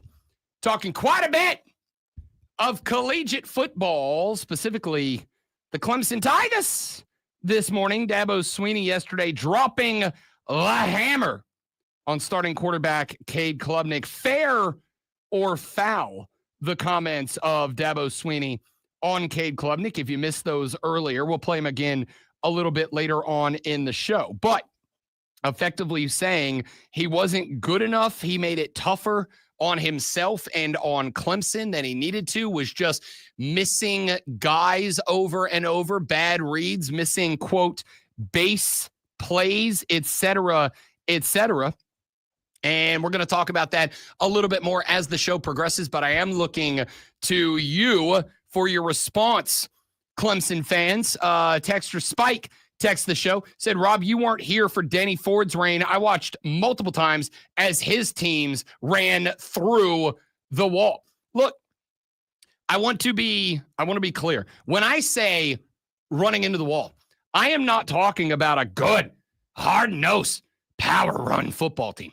I'm not talking about a team that lines up in the wing tee and just pounds the rock. Because if you can, and you can do that, and it is successful, go forth and be victorious. I am using it as a metaphor for people who do the same thing again and again and get the same results and are shocked by it. Who do the same thing again and again. And I guess this, you know what it is? Here's what I think it is. Because we had a texter earlier in the show who said that the frustrating thing or their belief is, it was Tolo J. Butane, who said Dabo was saying it to place blame and get the heat off of himself. And I got to tell you, I think there's an element of truth to that. I do, because the majority of the criticism that I have heard from Clemson fans is it's the same old crap. It's the same old crap. It's just doing the same things again. And if doing the same thing again and again results in the same results again and again, and then you keep doing those same things again and again, at some point, the guy calling the shots has to be held responsible. You know, Cade Klubnik isn't out there calling the plays, running the offense. And at this point, because, and this is, I bring it back to Dabo. When Dabo Swinney said after the hiring of Garrett Riley, we're not bringing Garrett Riley here to run the Garrett Riley offense. We're bringing Garrett Riley here to run the Clemson offense. Well, is that not effectively saying whoever is here is going to do it my way? And don't get me wrong. It is within the purview of a head coach to say, my way or the highway, homie. You're going to do it my way or you're not going to do it. Cool, done, got it. But if your way ain't working, and I guess this is kind of why I've hit this a few times. At some point, you just have to chalk it up to stubbornness. And while I know that to some people, stubbornness and unwillingness to change is endearing, it's also a great way to never progress. If you are stubborn and unwilling to change, I got news for you. Everything around you is going to change. And there will come a point, because this is just how objective reality works. At some point, when things around you change enough, your way can't work anymore. It just can't, because everything around you will be too changed for your way to work. I'm not saying you got to go through this like dramatic, sweeping, generational overhaul. I'm just saying, if we're locking it into football, it's some way, at some point, defenses are going to change enough that your way can't work anymore. Why do you think people don't run the triple option anymore? Because eventually defenses got big enough and strong enough and fast enough to stop it.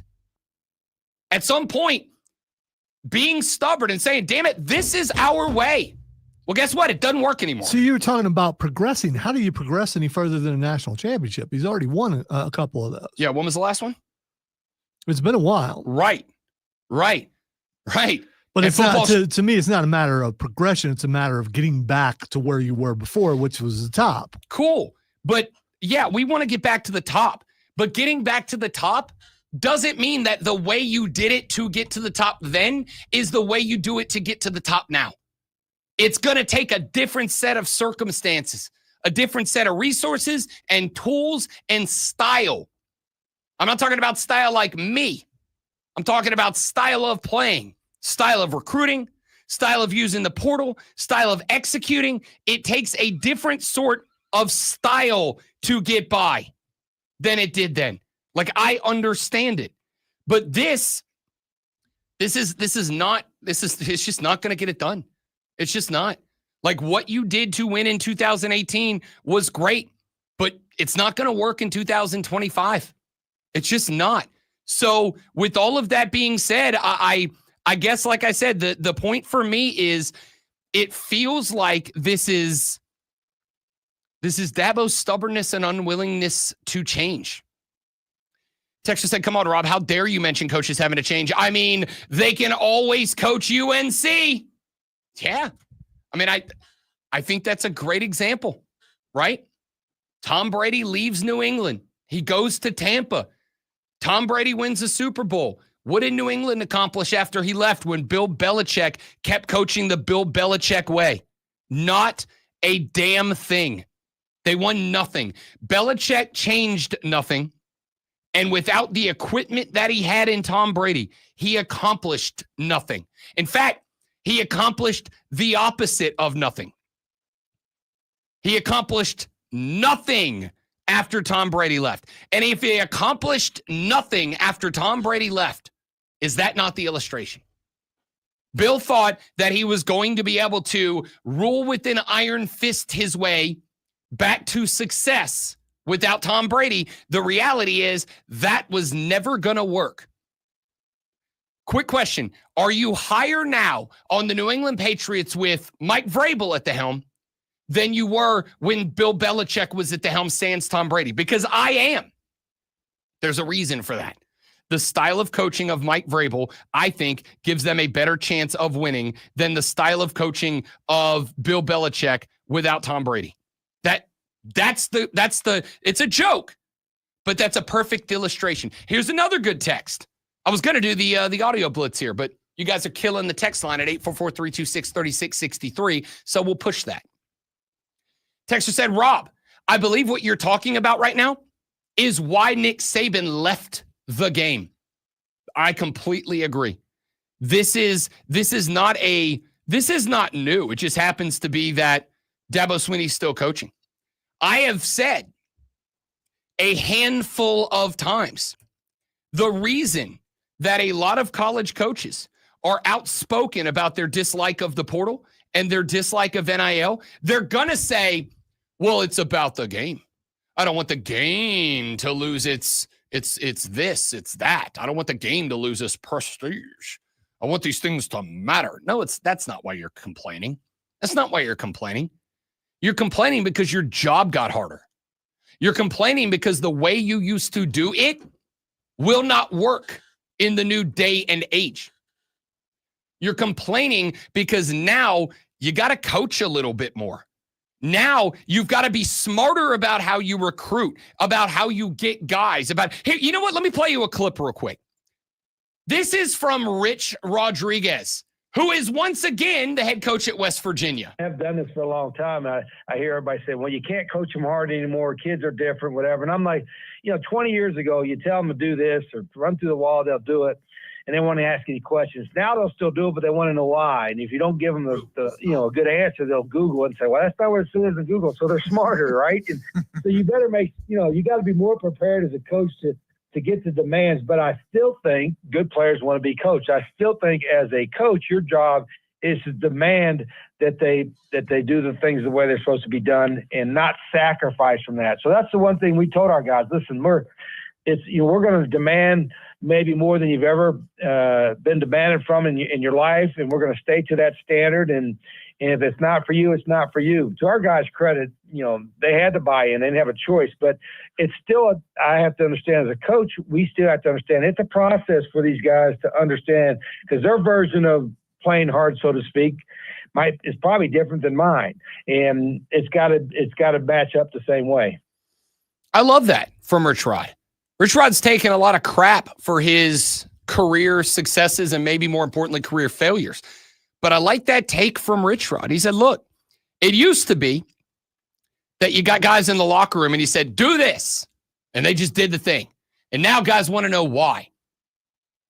Is that a bad thing?" Is that a bad thing? If you have a good reason for demanding a thing of them, it shouldn't take anything out of you to say, yeah, here's why, right? Like, it is fine to lean on the old because I said so to your kids. That's fine. And hell, you can be a boss who drops the old because I said so on your employees, but do not be shocked when your employees go, yeah, that's not good enough for me, and they go work somewhere else. Do not be shocked if your football players, when you say, I want X, and they say, why? As in the question mark, not the next letter in the alphabet. When you say, I want X, and they say, why? If you don't say, because we're trying to install this. The reason I want you to do this is because if you kick out that nose tackle, a lane's going to open here. The reason I want you to drop the hits and shift to the right is because if you can pull the safety over, we're going to be running a backside seam into his territory. And if you can get him focused on the sideline, we got a chance for a big play over the middle. It shouldn't be that hard. And then to recruit guys, whether it's out of high school or whether it's out of the portal, that line up with what you have in terms of values and work ethic or whatever, that's your job now. That's your job. And I do think that last texter is correct.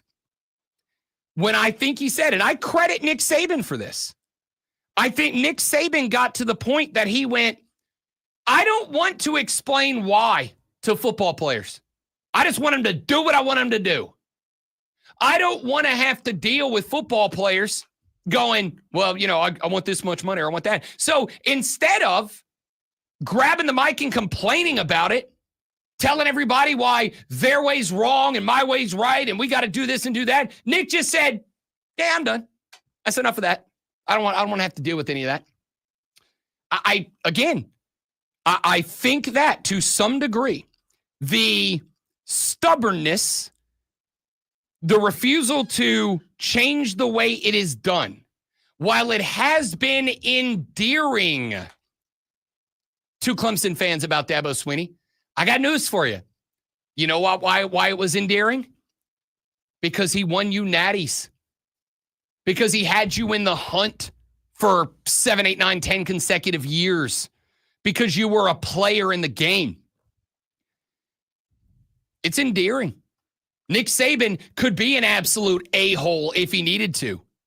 You know how he paid it off? Rang after rang after rang. And if he didn't win a ring, it's because whoever did win a ring had to beat him to get that ring. If you hung a banner for 13, 14 years, if you hung a banner, you probably beat Alabama to do it. Or you beat the team that beat Alabama to do it. For 15 years, if you wanted a natty, you either had to go through Tuscaloosa or you had to stop Tuscaloosa from going through you. And when that is the case, you can be whatever the hell you want to be. You can be, hell, that's just America. You can be a butthole all the time. But if you're a very successful butthole, we celebrate you. But if you're a butthole and you're not a winner, we just all say you're a butthole and we don't like you. Like that's what it is. America loves a winner more than anything else. We will put up with straight up anything, if you win. Am I right, Ray Lewis? You get my drift? We'll put up with anything if you win. And for a very long time, Dabo Swinney won and won and won and won and won. But he's not winning and winning and winning and winning and winning anymore. Yeah, he went to the playoffs last year. You also got trounced in round 1 of a 12-team playoff. We went to a 4-team playoff and we lost. You got trounced as one of a dozen teams who made it. And then you come back next year. And again, it is one game. There is plenty of time for this team to get it right. But here's what I know from game number 1. The play calling was boring. The play calling was unimaginative. It was uninspired. It was the exact same play calling that made you have to go gut out an ACC win to punch your ticket or not go last year. And you came back and you did it right away. And then right after it happens, and again, Cade Klubnik played poorly. I'm not disagreeing with that from Dabo Swinney. How much of it was maybe Cade isn't what he was cracked up to be? And how much was it, hey, he can only work with what you play call and put around him, right? Maybe you'd have thrown Tom Brady himself out there and it would not have mattered because you just didn't play call a good game. How much of it is that? I think the answer isn't 0. All right, let's take a break. We'll come back here in just a minute. From right now, we got a lot more to get to on the Rob Brown Show in the Fan Upstate.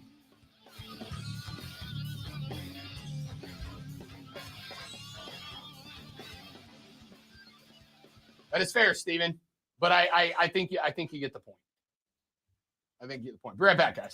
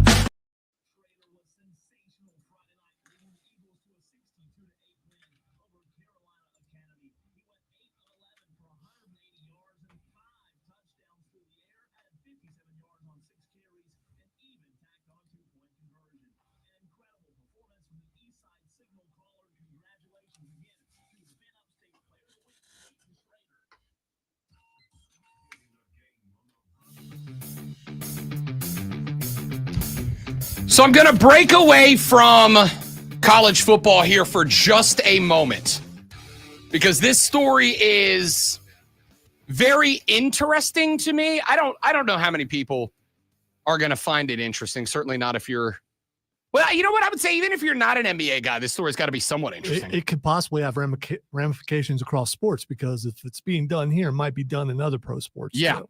Yeah. At least the ones that have a salary cap. Pablo Torre has a podcast called Pablo Torre Finds Out. And Pablo, to his credit, has done a lot of investigative stories over the past handful or so of months. And while a lot of folks have had criticism of Pablo Torre, I would like to point out that to date, none of these stories that he is, I'm going to use the word broken, and I think the use of the word broken is fair. None of the stories that he has broken so far have been pushed back against as incorrect or fraudulent or whatever. So Pablo Torre put up a tweet at 6:02 this morning that says, exclusive, Kawhi Leonard signed a $28 million endorsement deal for a no-show job with a fraudulent tree planting company funded by $50 million from Clippers owner Steve Ballmer, according to documents obtained by Pablo Torre.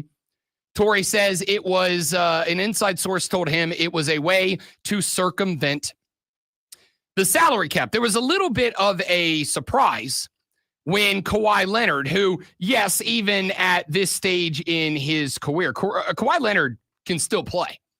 And so when Kawhi Leonard went to the Clippers, there was a decent sized money difference.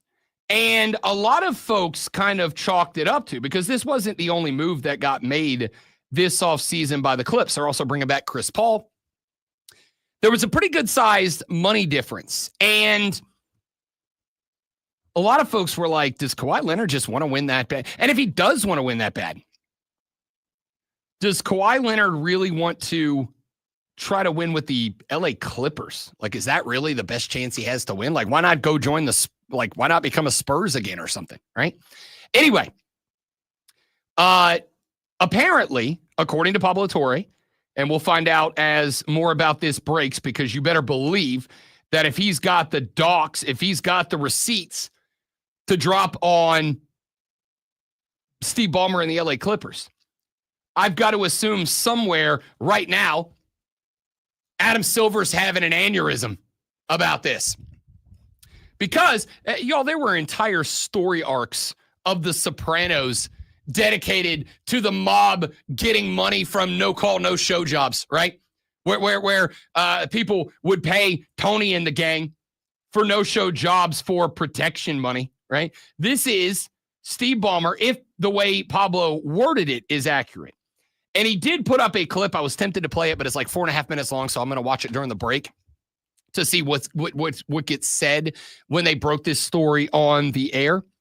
But if this happened, this is a big time problem for the Clippers. It's a big time problem for the NBA at large.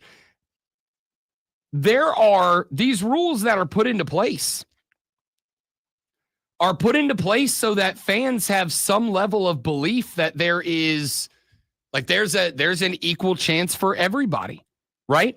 Like, I've made the argument for the Los Angeles Dodgers, because the Dodgers are just signing every dude that they want and making it very difficult for other teams to get free agents. But the take I've had on the now extinct Bet for the Cycle show, and I've said it on this show as well, the take I've had at large has been, and primarily been, the Dodgers aren't breaking any rules.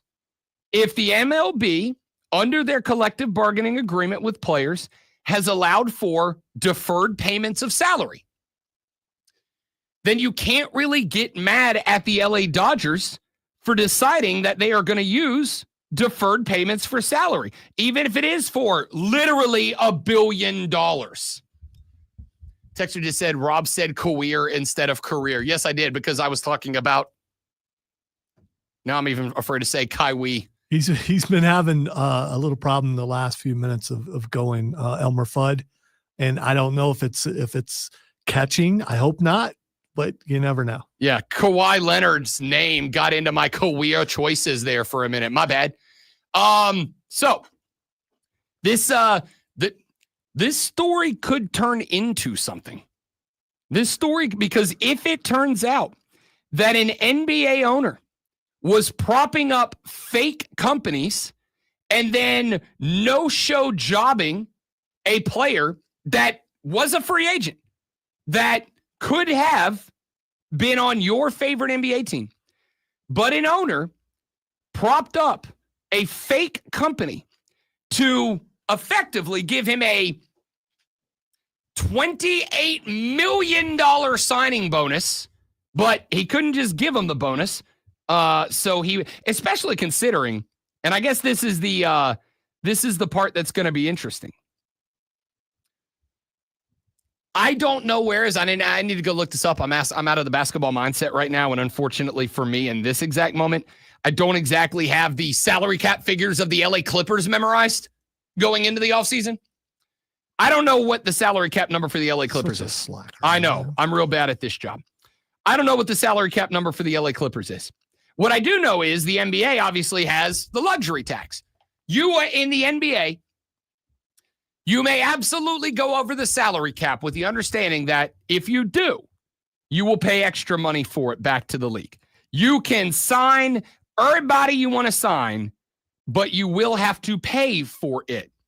So if this number signed as a bonus to Kawhi Leonard, if this number would have put Steve Ballmer and the Clippers over the salary cap, then that obviously becomes a big problem to the NBA, because you're not just now circumventing the rules and very clearly knowingly circumventing the rules, right? This isn't a crime where you can plead ignorance to the law.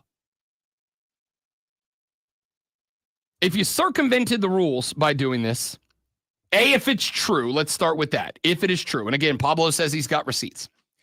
If you circumvented the rules, if you knew that you were circumventing the rules when you did this, and if while circumventing the rules, you tried to hide it via shell company, I got to tell you, even though Steve Ballmer has been, I thought, one of the better owners for the NBA. Think about that new building he just built. It is a fan-first experience there. I think they've done a very good job. If they have put this whole thing together in order to circumvent the rules and avoid a payment to the NBA via the luxury tax in order to do it, and in the process of all that, preventing another team that maybe played it the right way and had money for Kawhi but didn't have that $28 million bonus pay, this seems like it would be a big problem, like a big problem. This is going to be interesting to watch play out. It's big enough to me that I interrupted college football to talk about it for a minute. All right, when we come back here in a minute, we'll do the audio blitz. We got some audio I want to play for you, including more from Dabo Sweeney, some from Brian Kelly, some from Dan Lanning across the college football landscape. That's all coming up on the Rob Brown Show and the Fan Upstate. They're right there, guys. I got to take care of something.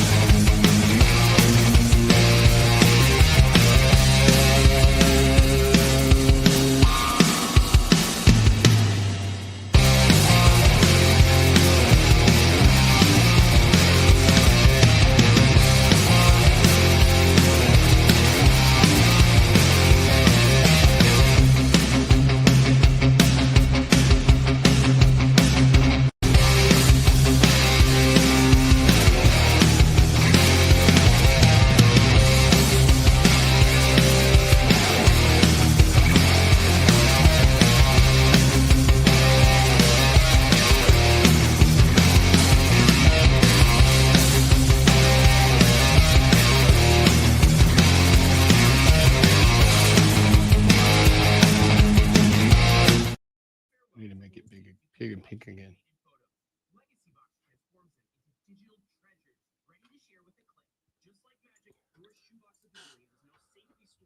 Did you see Tessitore calling the Florida State game? Where's that picture? I didn't see it. I heard him. Though. Oh, dude, he had a vibe going. I remember remarking something about how wrestling is helping him because he seems much more expressive now. And I don't know if it gets out of hand, but he seems more expressive in his sports calls from doing wrestling.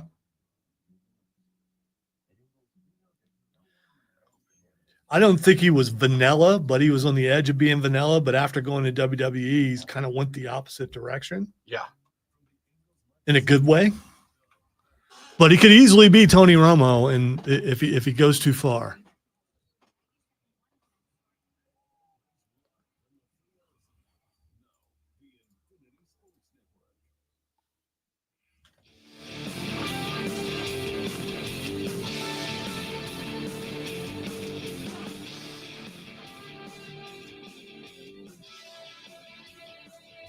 It is the Rob Brown Show here on the Fan Upstate. Going to do your audio blitz real quick. I got a couple of sound bites I want to play for you. But before I get there, if you're not watching on the live stream right now, you should. I'm not going to give you the phone number. That's not where the video is. Facebook.com/The Fan Upstate. The Fan Upstate on YouTube. The Fan Upstate on Twitter. The Rob Brown Show on Facebook, on YouTube, and on Twitch. And the reason that I want you to go to the live stream right now is because I'm about to put a picture up. I did a screen grab from the broadcast because Joe Tessitore, I'm a fan. Lonzo and I've had the conversation before. Lonzo said the wrestling has helped Tessitore, and I agree with him entirely because Tessitore has really leaned into what I think is what separates great broadcasters from good broadcasters, and that is having a personality, having a sense of who you are, and being that without taking away from the game, right? The ability to have some sort of personality we can connect with on a personal level while still making the game bigger than you. This is a picture of Joe Tessitore during the game on Saturday, Florida State versus Alabama. Now, I took some flack today because your boy rolled up in here, if you're again watching on the stream, in my loosey-goosey button-up boating shirt with the top collar undone. Tessitore. It's a very non-football season type of shirt. It's a very summer vibe. Well, it's more like, oh, I got a meeting today, which is what I asked you if you had a meeting today. Nope, this is just the official outfit of being a bro. So Tessitore. Are you about to buy a Miata? No. Okay. I would buy a Corvette in this outfit for sure.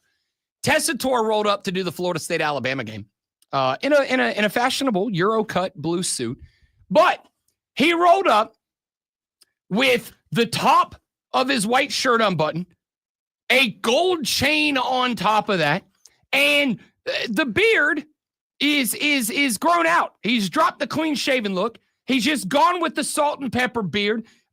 He's got the fashionable glasses on. Josh Pate described him as a dude who just got done having some under-the-table conversations in Miami. And I'm like, yeah, it's a good vibe. I was going to It's a good vibe. I'm curious, spray tan or real tan? I don't know. My initial thought was, oh, he's going full kayfabe with the in-ring spray tan and everything. Like he's a little orange. He's been hanging out with Braun Breaker. He's been hanging out with Braun Breaker. Like he's got the orange face. He's radiant. He's got the glow vibe going. And I got to tell you, I get it. I appreciate it. I'm not a spray tan guy myself, but like the suit, no tie, open button, gold chain, fashionable glasses, salt and pepper beard, grown out, trimmed, but nice. That dude, if I told you that is not the number one play-by-play broadcaster in college football and professional wrestling right now, and I told you that guy owned 3 to 5 nightclubs in Miami, you'd believe me. I think it's a vibe. I don't know. I would question the nightclub a little bit because I think it would need a few more gold chains. But that's I don't know. The one he's got on is pretty lengthy. I have never been to a nightclub in Miami, and you probably have. I have. Okay, yeah. And I can tell you, that's the vibe. That's the look. That's the guy has his own special booth. Oh, for sure. That guy didn't have a special. That dude's got his own special room, and there's a curtain in front of it, and you're not welcome back there. But Barbie and Chastity are, is all I'm saying. All right, let's get a couple of sound bites in here. Let's go with Kalen DeBoer. Press conference after taking the L to Florida State this weekend. You mentioned the great week before the game. Just how much do you self-scout the preparation before games? And are there times as a coach where maybe you notice during the week that things might not be going the way that you want them to? You said, what do you mean great week? A great week. You said a great week of preparation. For this week, you're saying? Or are you sorry, referring to last going week? up to Florida State before that game. I said that? You said that, yeah. All right. I want to keep it a buck here. What'd you say to me, Pump? No. That's not the vibe. At least that I took. The vibe was when they said, hey, you said you had a great week. You mentioned the great week before the game. And Kalen DeBoer was like, whoa, what do you mean? What do you mean great week? What do you mean great week? And the guy was like, you said you had a great week of practice going into the Florida State game. I said that? That was that of all of the week 1 L's that got taken, Kalen DeBoer, it's not that his was the worst. It was, but it's not that his was the worst. That was the most deer in the headlights press conference I have seen in a long time. Kalen DeBoer was shocked, stunned into unrecognizability by that. We've had the conversation about nobody wants to be the dude behind the dude, and certainly nobody wants to be the guy behind the GOAT. Here is the reality about it. The only guy that would be capable of succeeding as the guy behind the GOAT is one of the small number of people who want to be the guy behind the GOAT. The guy who look at it and take it as a personal challenge. You know what? Yeah. You might have had Saban, but I can keep you at that level. That's who the hell I am. And I think Kalen DeBoer had that mentality. I think what Kalen DeBoer is learning right now is just how special Nick Saban was, because that was the most deer in the headlights press conference ever. I don't think he realized what it took for Nick Saban to operate at that level.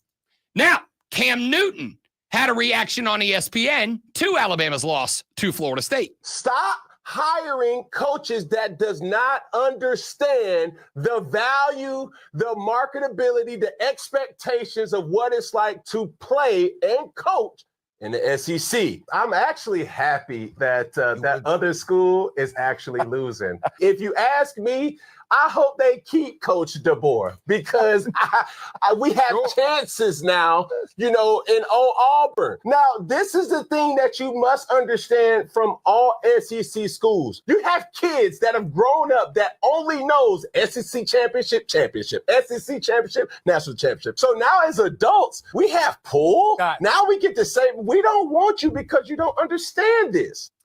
So I want you to know that in the conversation about that being about the SEC, I have a visceral reaction to that.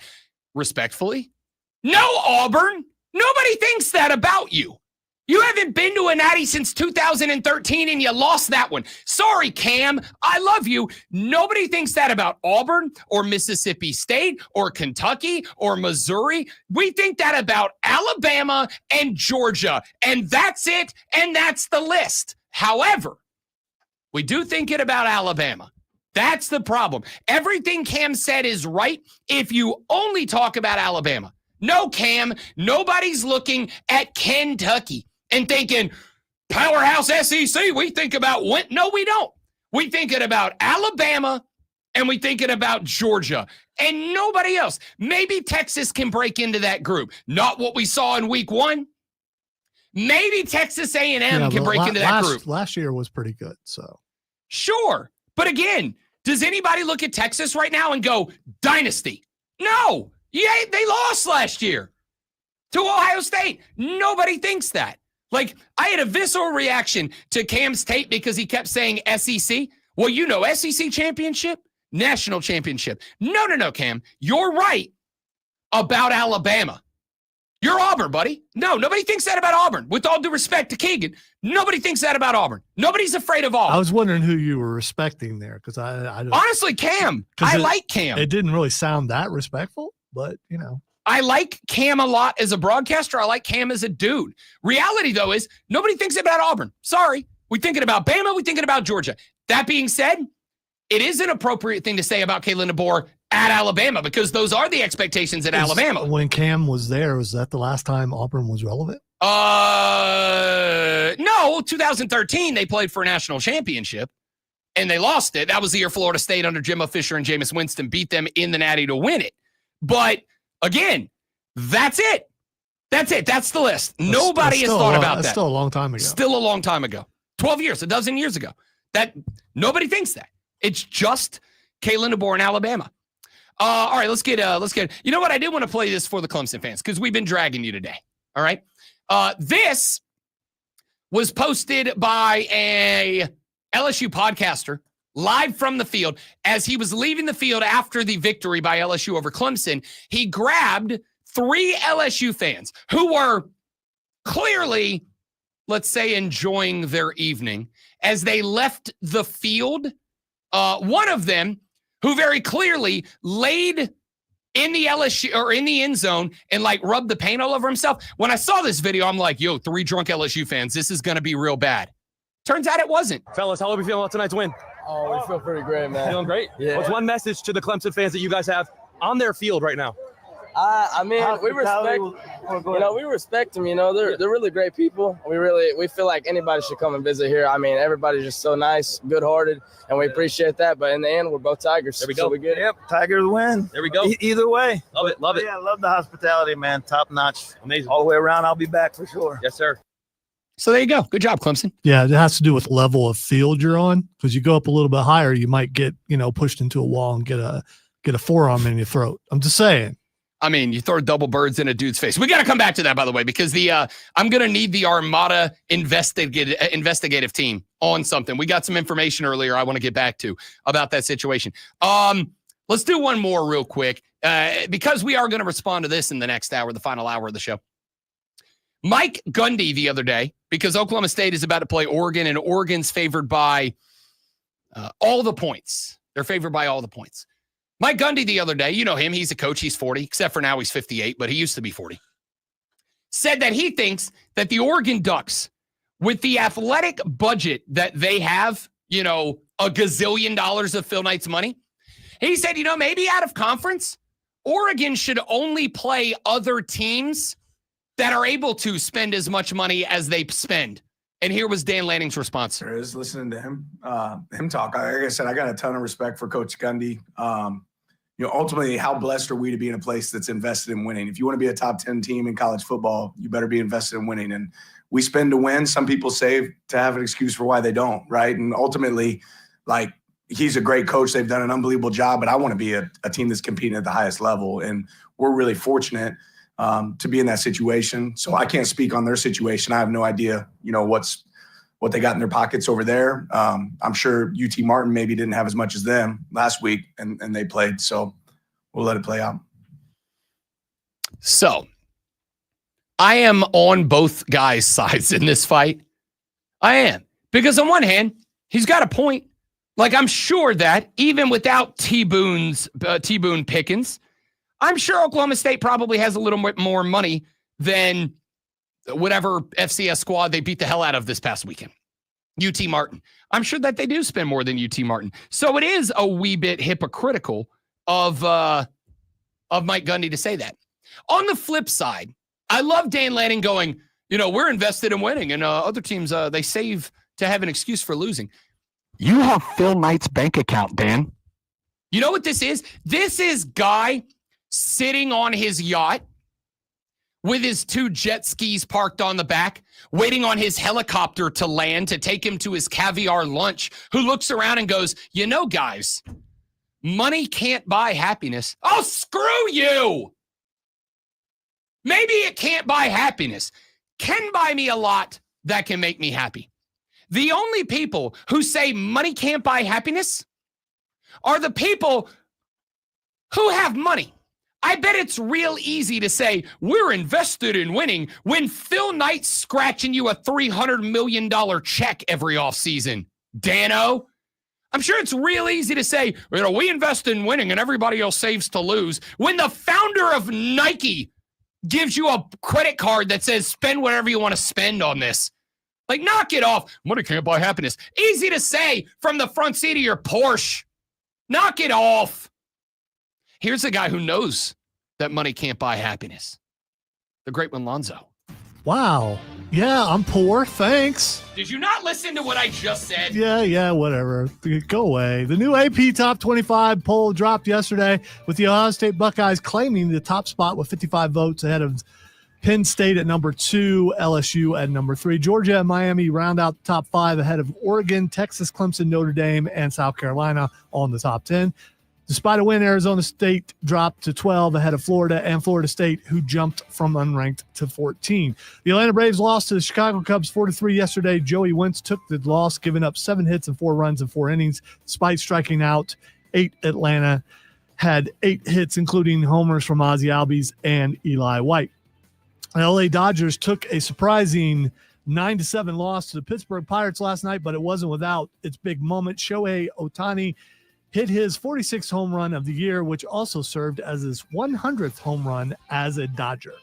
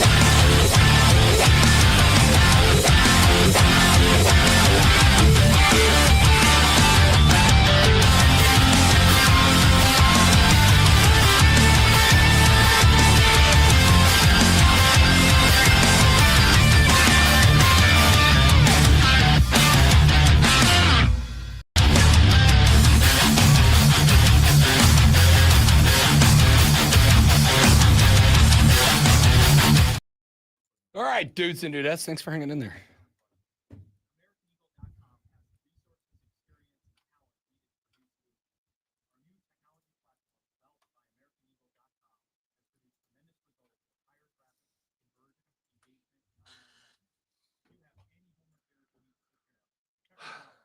AmericanEagle.com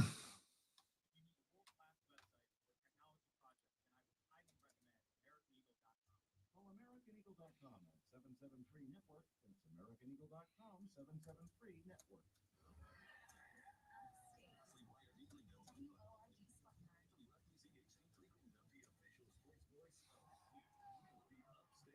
No, you didn't. You lie.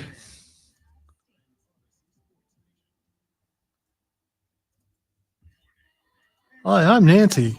We came across from the Robert Half recruiting team. Yeah. We came across your profile on several recruiting platforms. No, you didn't. I've been getting a lot of the. I've been getting accosted by Costco wanting me to work there. They heard you talking about stocking shelves on the air, man. Yeah, it must have been what it was. The Rob Brown Show back on your radio. It's the Fan Upstate. The Associated Press Week 1 poll dropped yesterday. Ohio State, after their home win over the Texas Longhorns, have claimed by a significant margin over Penn State the number 1 spot. Penn State checks in second. Ohio State got 55 first place votes. Penn State got 7. LSU moves up 6 spots to number 3. They got 3 first place votes. Georgia 4, Miami moves up 5 spots to close out the top 5. Neither of those teams receiving a first place vote. The Oregon Ducks got 1 first place vote. They move up 1 spot to number 6. Down 6 spots, the farthest fall for a preseason number 1 team dating back to 1988, the Texas Longhorns, who fall down to number 7. Clemson falls 4 spots to number 8. Number 9 down 3 spots. Notre Dame, those 3 0-1 teams, all ahead of 1-0 South Carolina, who rounds out the AP top 10.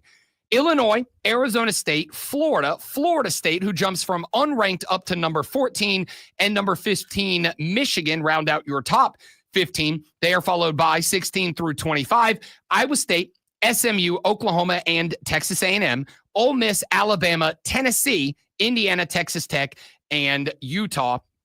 The SEC claiming 5 consecutive spots from 18 down to 22. Alabama at 0-1 stays ahead of 1-0 Tennessee, 1-0 Indiana, 1-0 Texas Tech, and 1-0 Utah. Just outside of the top 25, BYU, Auburn, Georgia Tech, USC, Louisville, TCU, Mizzou, South Florida, Tulane, Nebraska, Kansas State, UNLV, Liberty, James Madison, Duke, Navy, my pick to be the group of 5 representative, Virginia, Baylor, Memphis, and Pitt. Out of the rankings are Kansas State and Boise State, replaced, of course, as we mentioned, by now ranked Florida State at 14 and Utah at number 25. We talked earlier in the show about Clemson versus LSU. And I asked the question, of the teams inside of the AP top 25, who genuinely impressed us in either week 0 or week 1? Who impressed us and for what reason? If I go down the list of I was impressed or I was unimpressed by. And by the way, unimpressed does not mean negative. It just means I didn't have an impression. I didn't have a takeaway. I was unimpressed by Ohio State, but, caveat, put that in bold, but I think I was probably largely unimpressed by Ohio State because I was very unimpressed by Texas. Maybe I was unimpressed by Texas because it's going to turn out that Ohio State really is just that good. And Texas was fortunate to keep it at 14-7. Lonzo has pointed out a few times. He thinks he took a read away of Texas's defense might be very good. And that might be true. And if it turns out that is true, and regardless of Arch Manning in the offense, if Texas's defense goes out there and only allows 14 points per game on average, then maybe we look back in 3, 4, 5, 6 weeks and we go, that actually was a pretty good win by Ohio State. But on the sliding scale of truth, where on one side is Texas bad, and on the other side is Ohio State good, and the truth is somewhere in the middle, the pin dropped closer to Texas bad than Ohio State good. And Texas could have, or Ohio State could have pulled that pin closer to Ohio State good, but I do not feel like they did. So, who in the top 25 through 1 week of football would you say is impressive? Did you walk away from week 1 going, that's a pretty good team? I want to look at the top, let's say top 10, maybe top 15. I was unimpressed. Again, that is not a negative take. It is a neutral take. I was unimpressed by Ohio State in one game against one team. Penn State, unimpressed. I mean, you went out and you hung 40 plus on, who was it? Montana State, whoever. Like, you did what you were supposed to do. I was unimpressed. In fact, I don't think we will get the opportunity to be impressed by Penn State until they play Oregon in a few weeks. LSU. I was impressed by LSU in that they went to Clemson, South Carolina. They played in a hostile situation, and they walked away with a win. And for the record, as I've said 6, 7 times so far, I think they walked away with a win that was better than the final score indicated. I think LSU probably is I am going to view LSU as a 2-score winner in that game. Yes, it was by 1 score. But when we get later on in the year, and it is time to start selecting teams in playoff positions, I will treat LSU's win over Clemson as a 2-score win. If for no other reason, then I thought it was a touchdown. I thought there was a touchdown taken off the board. And as Brian Kelly said yesterday, and you know I do not like to defend Brian Kelly. Here, let me play you 2 clips real quick that kind of put this into perspective. Here is Dabo Sweeney's take on the game, followed by Brian Kelly's response to Dabo Sweeney's take on the game. I mean, if we make the first tackle, I mean, Wade's got the guy. He's got, I mean, I don't even know how his knee didn't go down, but he, you know, without that run, I mean, like I said, the last 58 minutes is 2.8. And that is a physical group. It's a very smart quarterback. And that is a back. So they're going to be a problem. And they got some explosive dudes. And it was a hell of a game. It was a hell of a game. Down the last play. Right out of the gate. It's like getting the final exam day 1 of class. They made a 65. We made a 58. Neither one of us were great. They made a 65. We made a 58 on the grading scale. Well, Brian Kelly heard that and was unimpressed with the take. We dominated him in the second half. So he's either a really good grader for, giving himself a 58, or he's a really hard grader on us, or he didn't see the second half, which that might be the case. He might not have wanted to see the second half. So, again, look, this is all like, past. Who is right? Dabo said, quarterback smart. The back is a back. They're going to be a problem. It's like having the final exam in the first week of class. They got a 65. We got a 58.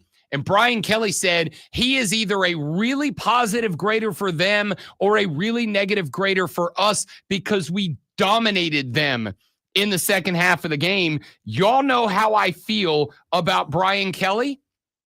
And I kind of think Brian Kelly's right. I was going to say advantage Brian Kelly there. Yeah. Yeah. I just, you want to, if you want to dog your team for playing bad, you have the right to do that as a coach, but don't go at the team that just beat you. Where's the advantage? It looks like sour grapes. It looks like, there was no cheating. There was no nothing. You just got beat. Yeah. Yeah. I mean, that's it. Do what Brian Kelly, I guess, said at the end. Just move on. I mean, that was history. Let's move on to the next one. Yeah. I don't have an issue. Like, you're going to respond to it because, it just happened. He just said it. So, like, I'm good with that. But yeah, I have to say, I agree with Brian Kelly. This is why I've said since Tuesday.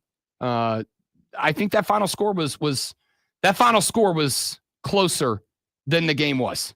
Yes, LSU was in control of that game. There was not a point in that game that it felt like Clemson was a Heisman moment away from winning that thing, right? Like, it never felt like just any snap now, Cade is going to Optimus Prime roll out into a Heisman caliber Autobot and win this thing for them. It never felt that way.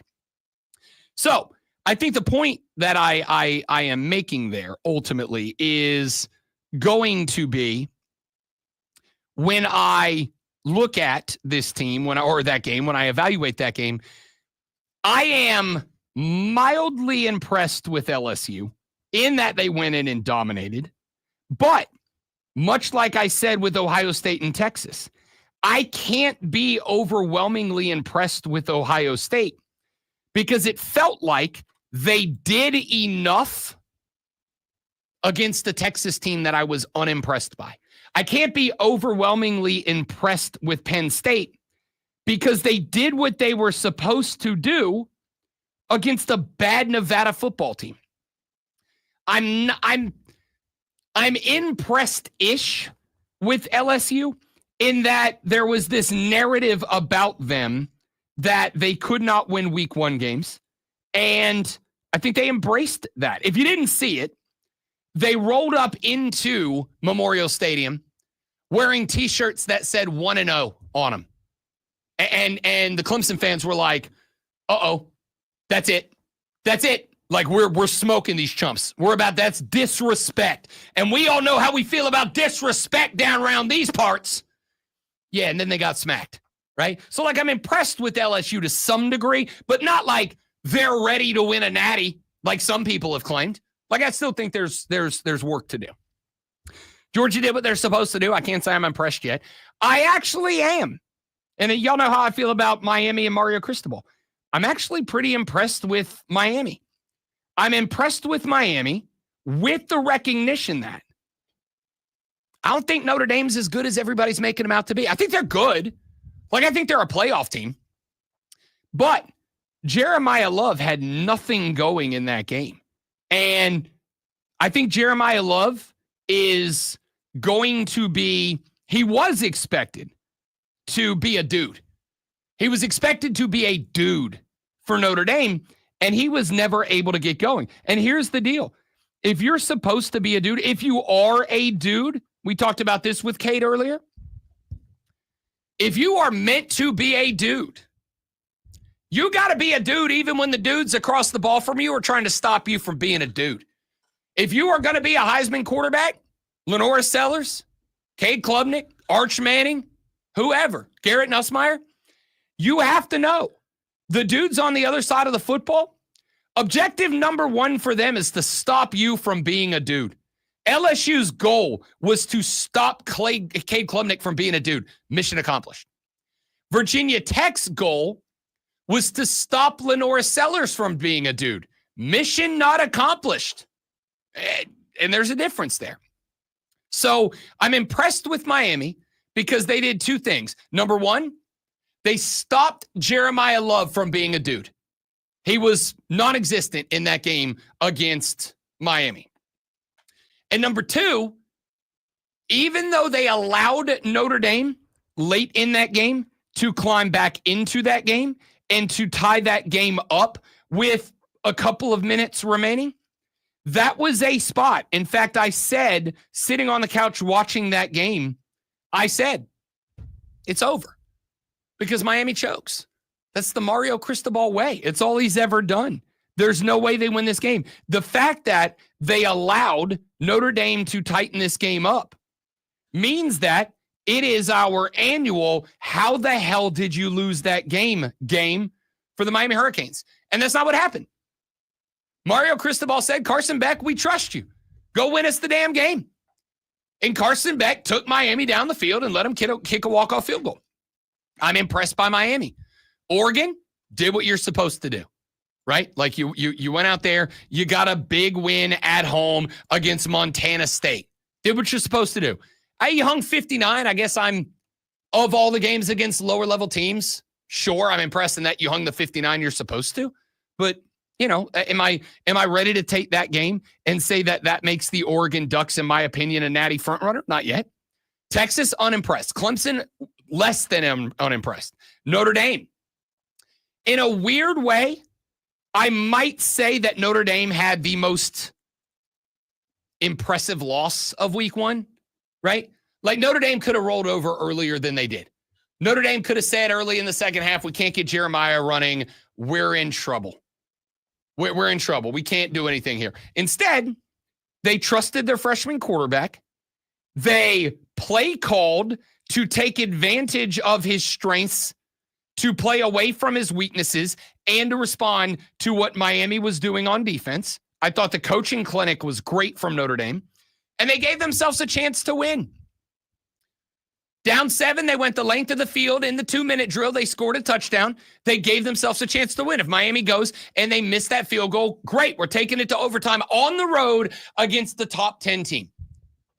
I was unimpressed with the Texas L. I was somewhat impressed with the Notre Dame L. Not enough that I'm going to be like, oh, they should be higher than they are, but impressed. South Carolina, I am impressed in that you got the win in the season opener. I am impressed in that you got the win against a team with a good young mobile quarterback. I am impressed that you got the win in a road situation, even if it wasn't a road situation. I'm impressed you got the win. I was, as was America, beyond impressed by the opening drive. But then you basically went 2 quarters and did nothing afterwards. 2.5 quarters and did nothing after. South Carolina. I've said the whole offseason, you have to go 5-0 through the first 5. Not an option. Anything less than 5-0, I think, kills your shot at a playoffs. You got it done. But did we walk away from the South Carolina game going, Gamecocks going to the playoffs? Did we walk away going, dark horse to participate in the Southeastern Conference Championship game? I did not. Good win. Impressed that you got it. Didn't walk away negative. No, not at all. Okay, because not at all. They won, and there were moments of really, really good play. So I think you had a first drive of really, really good first play.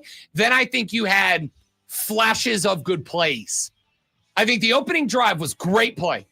And then I think, like I said, exactly what I said. I don't walk away shaking my head. I walk away going, good win. I'm impressed that you got the win. Was I overwhelmingly impressed with your football team? No. I think there's a lot to be desired. I think Florida State was very impressive in their win over Alabama. I think Iowa State is impressive in that they're 2-0 with a ranked win. Outside of that, I don't think anybody else in the top 25 in week 1 jumped out and said, this team's a problem. This team's an issue now. We'll see. All right, Denton Day joins us next to talk college football on the Rob Brown Show in the Fan Upstate. All right, guys, let's step away for just 2 minutes. Get Denton lined up. We'll be right back. Don't go anywhere.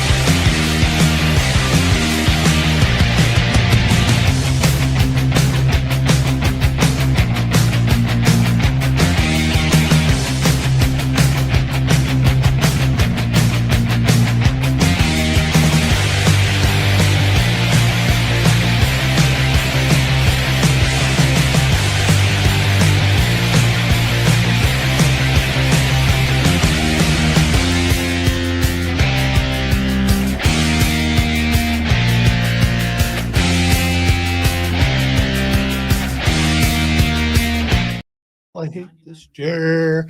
I hate this chair. Like, throw it out the window 3 times. I'll go all the way downstairs, pick the chair up, bring it back upstairs, throw it out the window again. That's an impressive level of hate. We put new wheels on it, and it still doesn't want to go. It just wants to go where it wants to go. I refuse to believe that I have caused divots in the floor, which I might have done, but I don't see divots, so it's got to be the chair. Obviously. The chair is almost as old as Rob.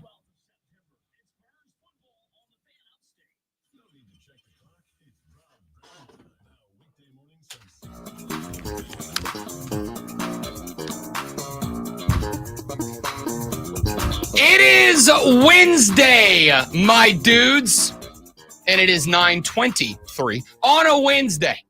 At 9:20 on Wednesday, we take a little trip up to the DMV, and we welcome in a friend both on and off the air, buddy of the show, host of College Football Overtime on Sirius XM, and a host and producer on the BetMGM network, joining us after week 1 in college football, now on the radio program, the illustrious, the handsome Denton Day. Denton, have you caught up on sleep from the weekend yet? Because I have not.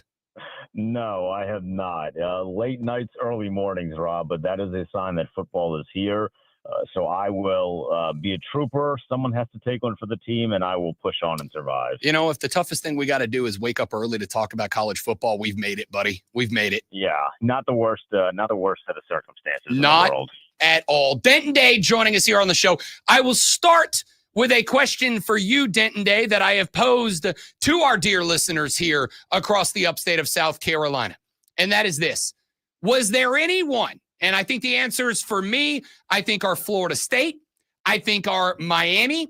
Outside of that, I don't really have much more. Who genuinely impressed you? Like you walked away going, damn, that team is better than I thought they may have been. The defense for Ohio State. I thought they tackled incredibly well. It's not that I thought that Arch Manning was going to go and tear them up on the offensive side for Texas, but I didn't think that they were going to stifle a pretty good unit for the Longhorns to the way that they did. You know, beating Texas, yes, all over that, thought that was going to happen. Holding them to just 7 points and make Steve Sarkisian look like he was completely out of his depth when it came to coaching offense, I was very, very impressed by that. So Ohio State is definitely that team. I think that's a fair answer. That was Zoe's take yesterday, and I think it is a good take.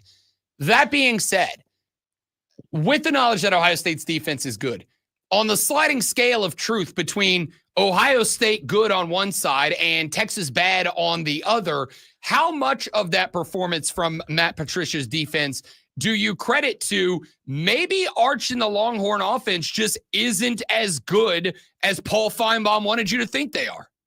Well, so I never bought into Paul Feinbaum's take. So maybe I'm in the minority there. I heard his take. He called Arch Manning, Tim Tebow. I was never really on board with any of that. I've held Sark in pretty high regard over the past couple of years. I think he's very good, but I was just more impressed with the way that they tackled and the way that they didn't really seem the defense for Ohio State. They didn't really seem to miss a beat from last year's championship level defense.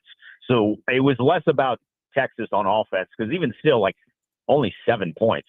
I feel like against everyone else in the country, they'd be scoring more than 7 points. But that defense for Ohio State was so fundamentally sound. And for all the conversation about, well, Jim Knowles is gone, what are they going to be like? They look just as good, if not better.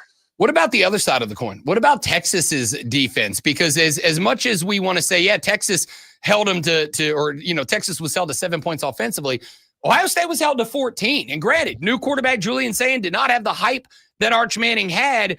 What happens if, let's say, Texas goes off for 42 on average the rest of the year, but flip that around? What happens if Ohio State's offense turns around and starts putting up 40 burgers routinely?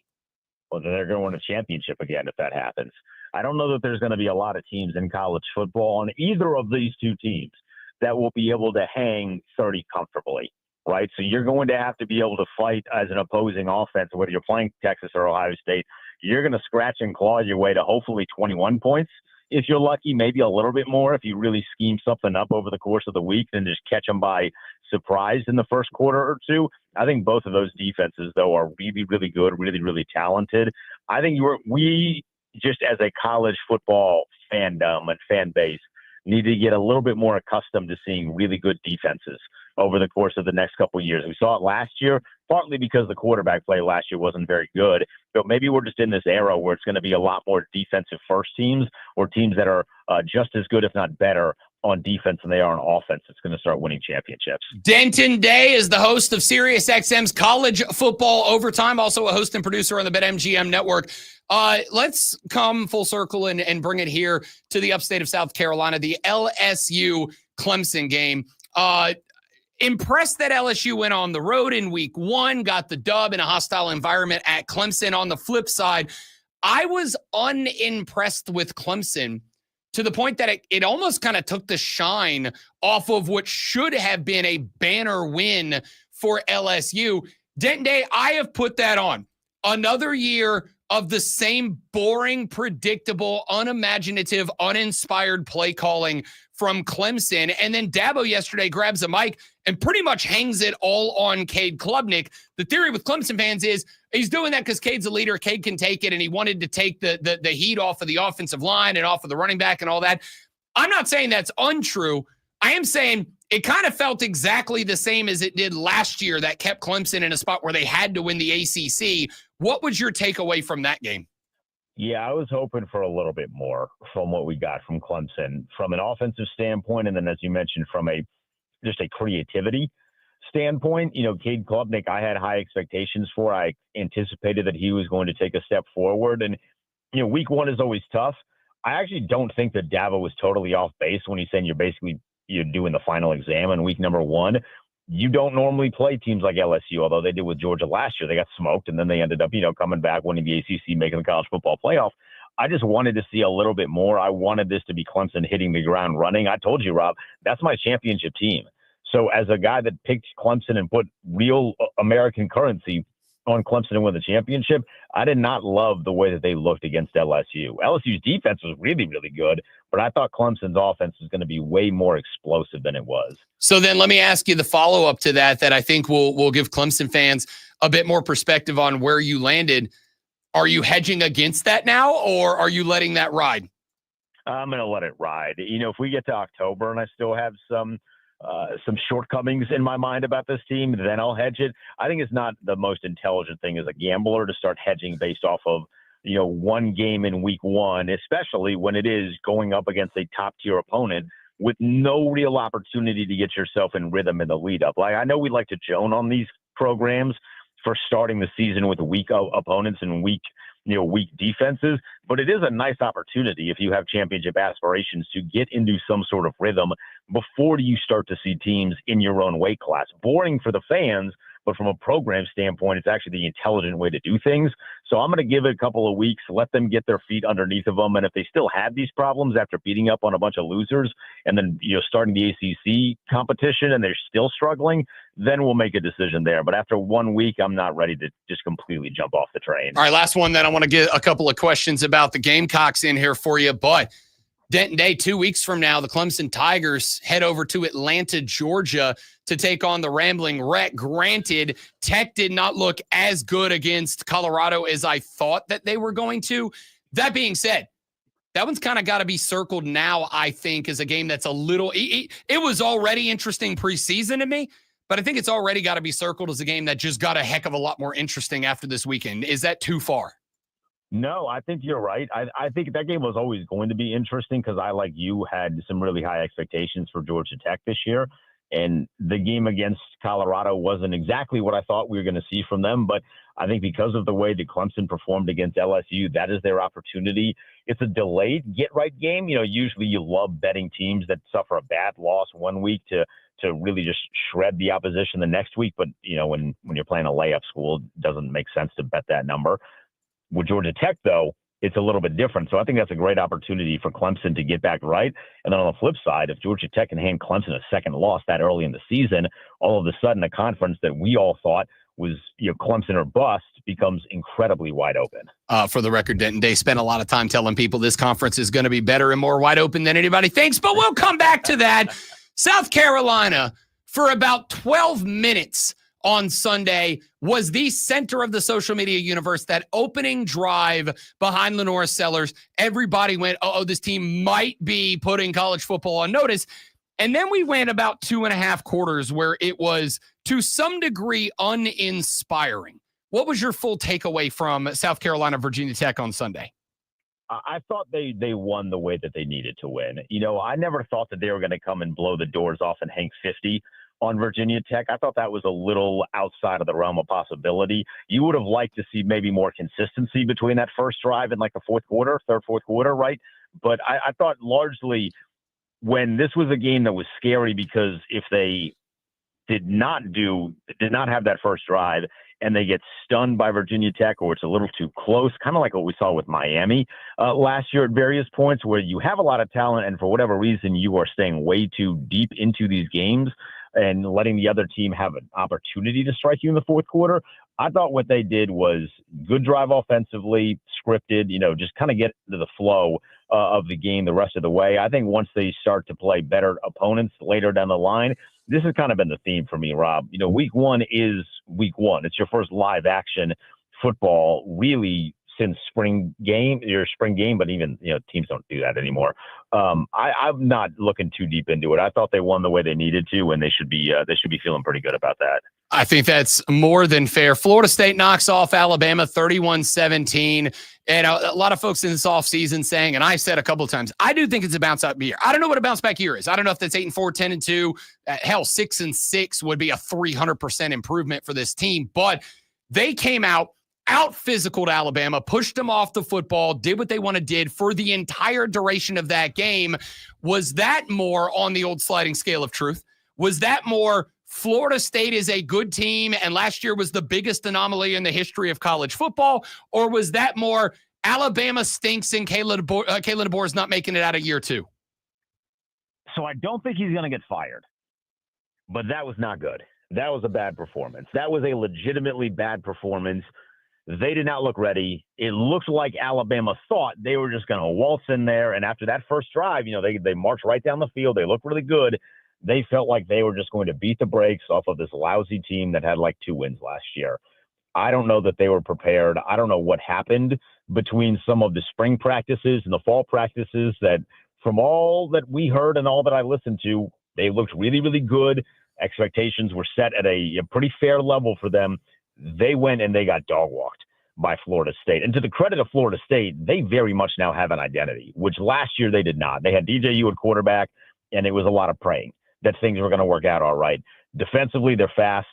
They can tackle well. And there's a swagger about Florida State in just one game. And some of this is because of the quarterback, but I think some of it is Norvell kind of kicking his team into high gear and saying, we cannot have a year like we did last year. They have a swagger about them that I don't know that they even had in 2023. So once they start to stack wins, Rob, they're going to be a very loud and obnoxious team. But in the ACC, that's going to be a lot of fun. Florida State fans, loud and obnoxious? Say it's not so. New one, right? Denton Day. 30-second answer. Biggest takeaway from week one was what?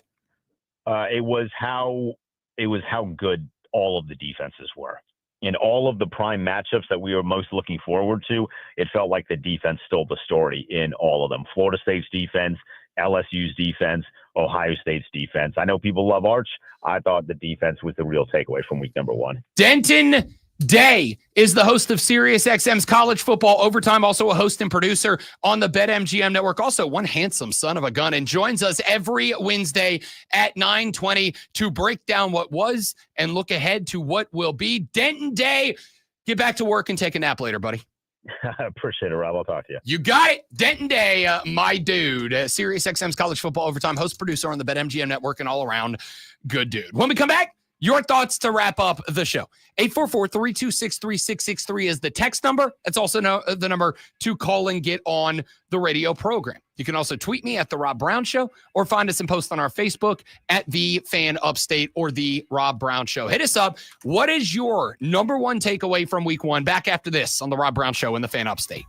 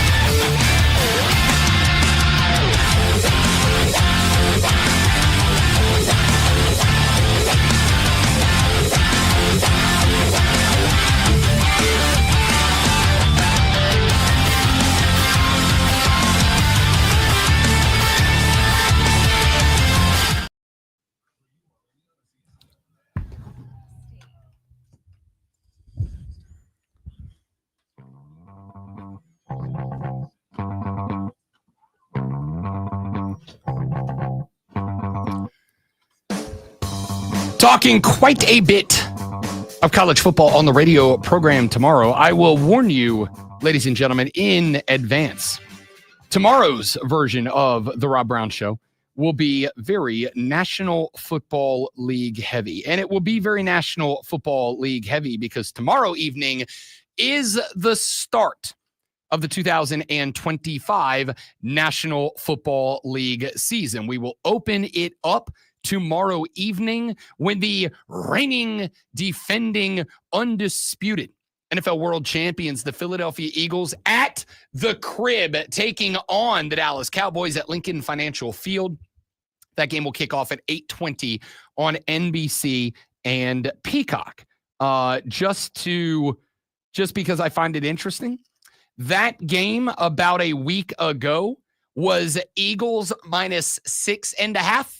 That line is now Eagles minus 8.5, which crosses one of those significant betting numbers. Of course, that is that 6.5 number. When you start talking about significant betting numbers, they are 3, they are 7, and they are 9 in terms of the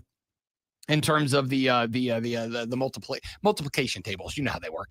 Any number divisible by. That's what I want to go with. Divisible by. Are you sure you do? I mean. Yeah, I got it now. Okay. Any number divisible by 3, by 6, or by 9.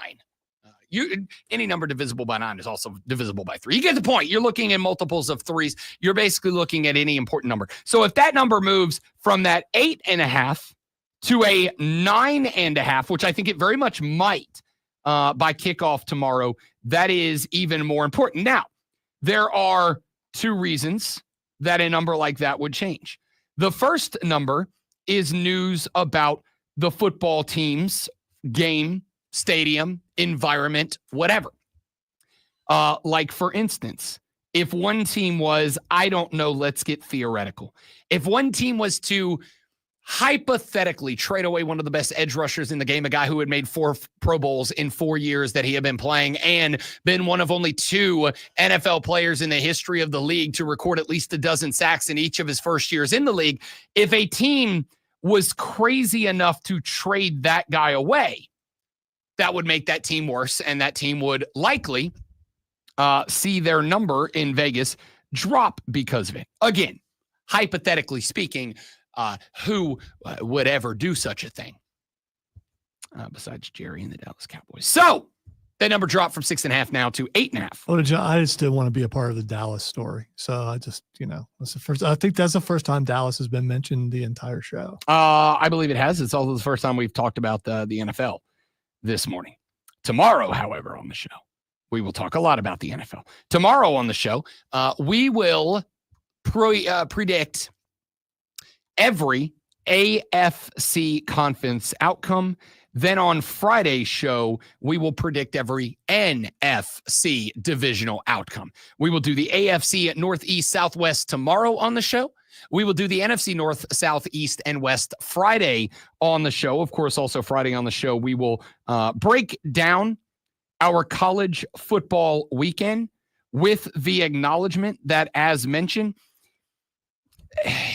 it ain't exactly sexy, man. Yeah, it's let's take the favorite. Yeah. On just about everything. Yeah, it ain't a sexy weekend. Like, this is one of those times that I point out that I'm an NFL guy first. All right. First Saturday where your boy doesn't have to work at noon. And what am I rewarded with? Penn State is a 42.5 point favorite over Florida International.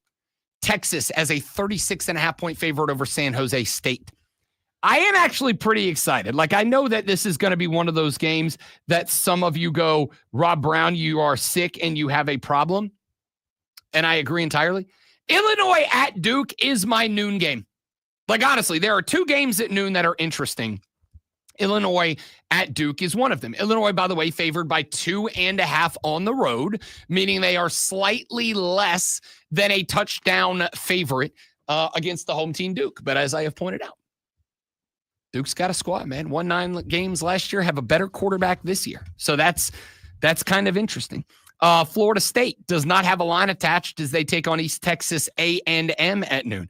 Iowa State, Iowa. That's the other noon game that I'm interested in. I am also slightly interested on, of course, the prestigious CW network, Baylor at SMU. You better stop with that because CW is quickly becoming your sports destination. And I don't know why you just poo-poo the CW. I would never. Baylor SMU. That one is kind of interesting. SMU was favored by a field goal at the crib, so they think that is that's a close game. So that one's interesting. Only in that we got to find out if SMU is like real or not. Got to find out if SMU is real or not. Like last year's SMU? Like last year's SMU or not. Indiana favored by 35.5 over Kennesaw State.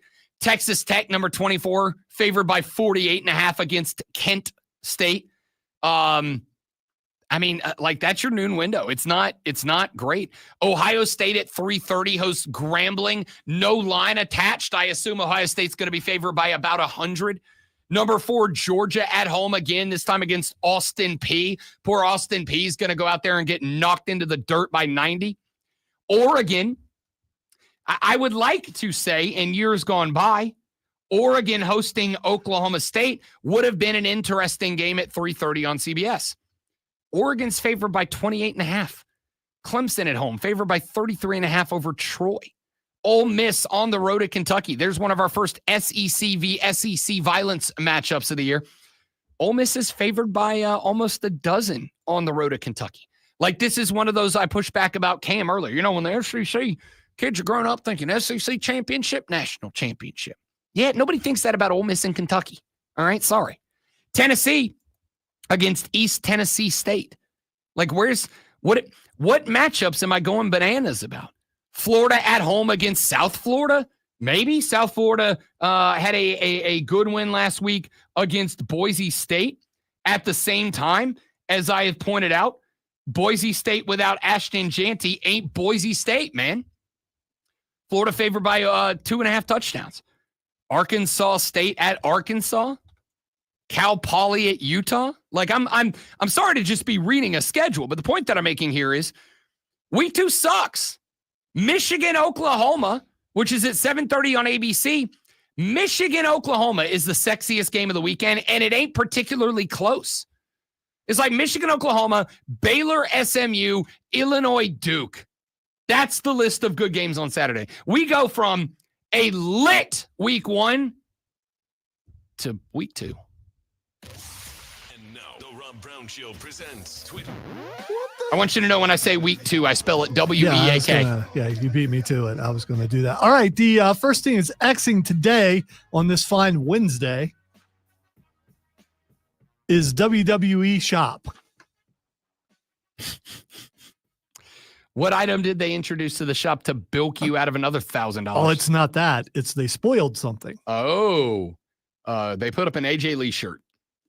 They responded to someone who said, how are we going to show up to AJ Lee being on SmackDown when there is no AJ Lee merchandise? And they said, not to worry. There will be AJ Lee's merchandise on the WWE Shop. Even CM Punk retweeted it. Like, oops. Bring back the Spider Lady. Give me the Spider Lady. So somebody at WWE Shop or the person who handles their social media. Yeah, some poor intern is looking for another job. Buffing up the resume a little bit. Yeah, that was unless it's all a work. Yeah, it would appear that she'll be back, very soon. All right, the next thing is actually is Spider-Man. Spider-Man does whatever a spider can. Did we get another leak?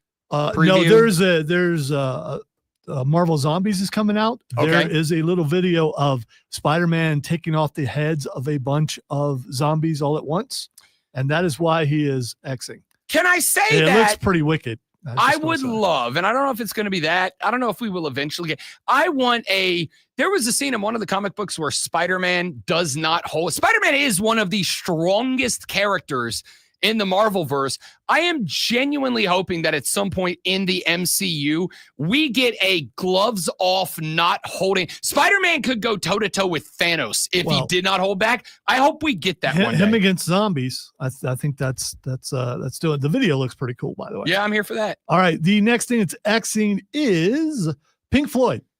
Oh, I got nothing. This is the somethingth anniversary of Dark Side of the Moon. No, Roger Waters said some disparaging things about Ozzy Osbourne. And so Ozzy's son not happy about it. Just like Becky did the other day about Ozzy, and Ozzy's daughter got really upset. So there's I guess you can't say anything disparaging about nothing but nice never things. Speak ill of the dead. Nothing but nice things about the Prince of Darkness. The dead is the Prince of Darkness. I mean, I think, listen, I have said for a very long time that I am a believer of, I do not respect the dead thing. I respect people as much as they as much as they show respect to other people.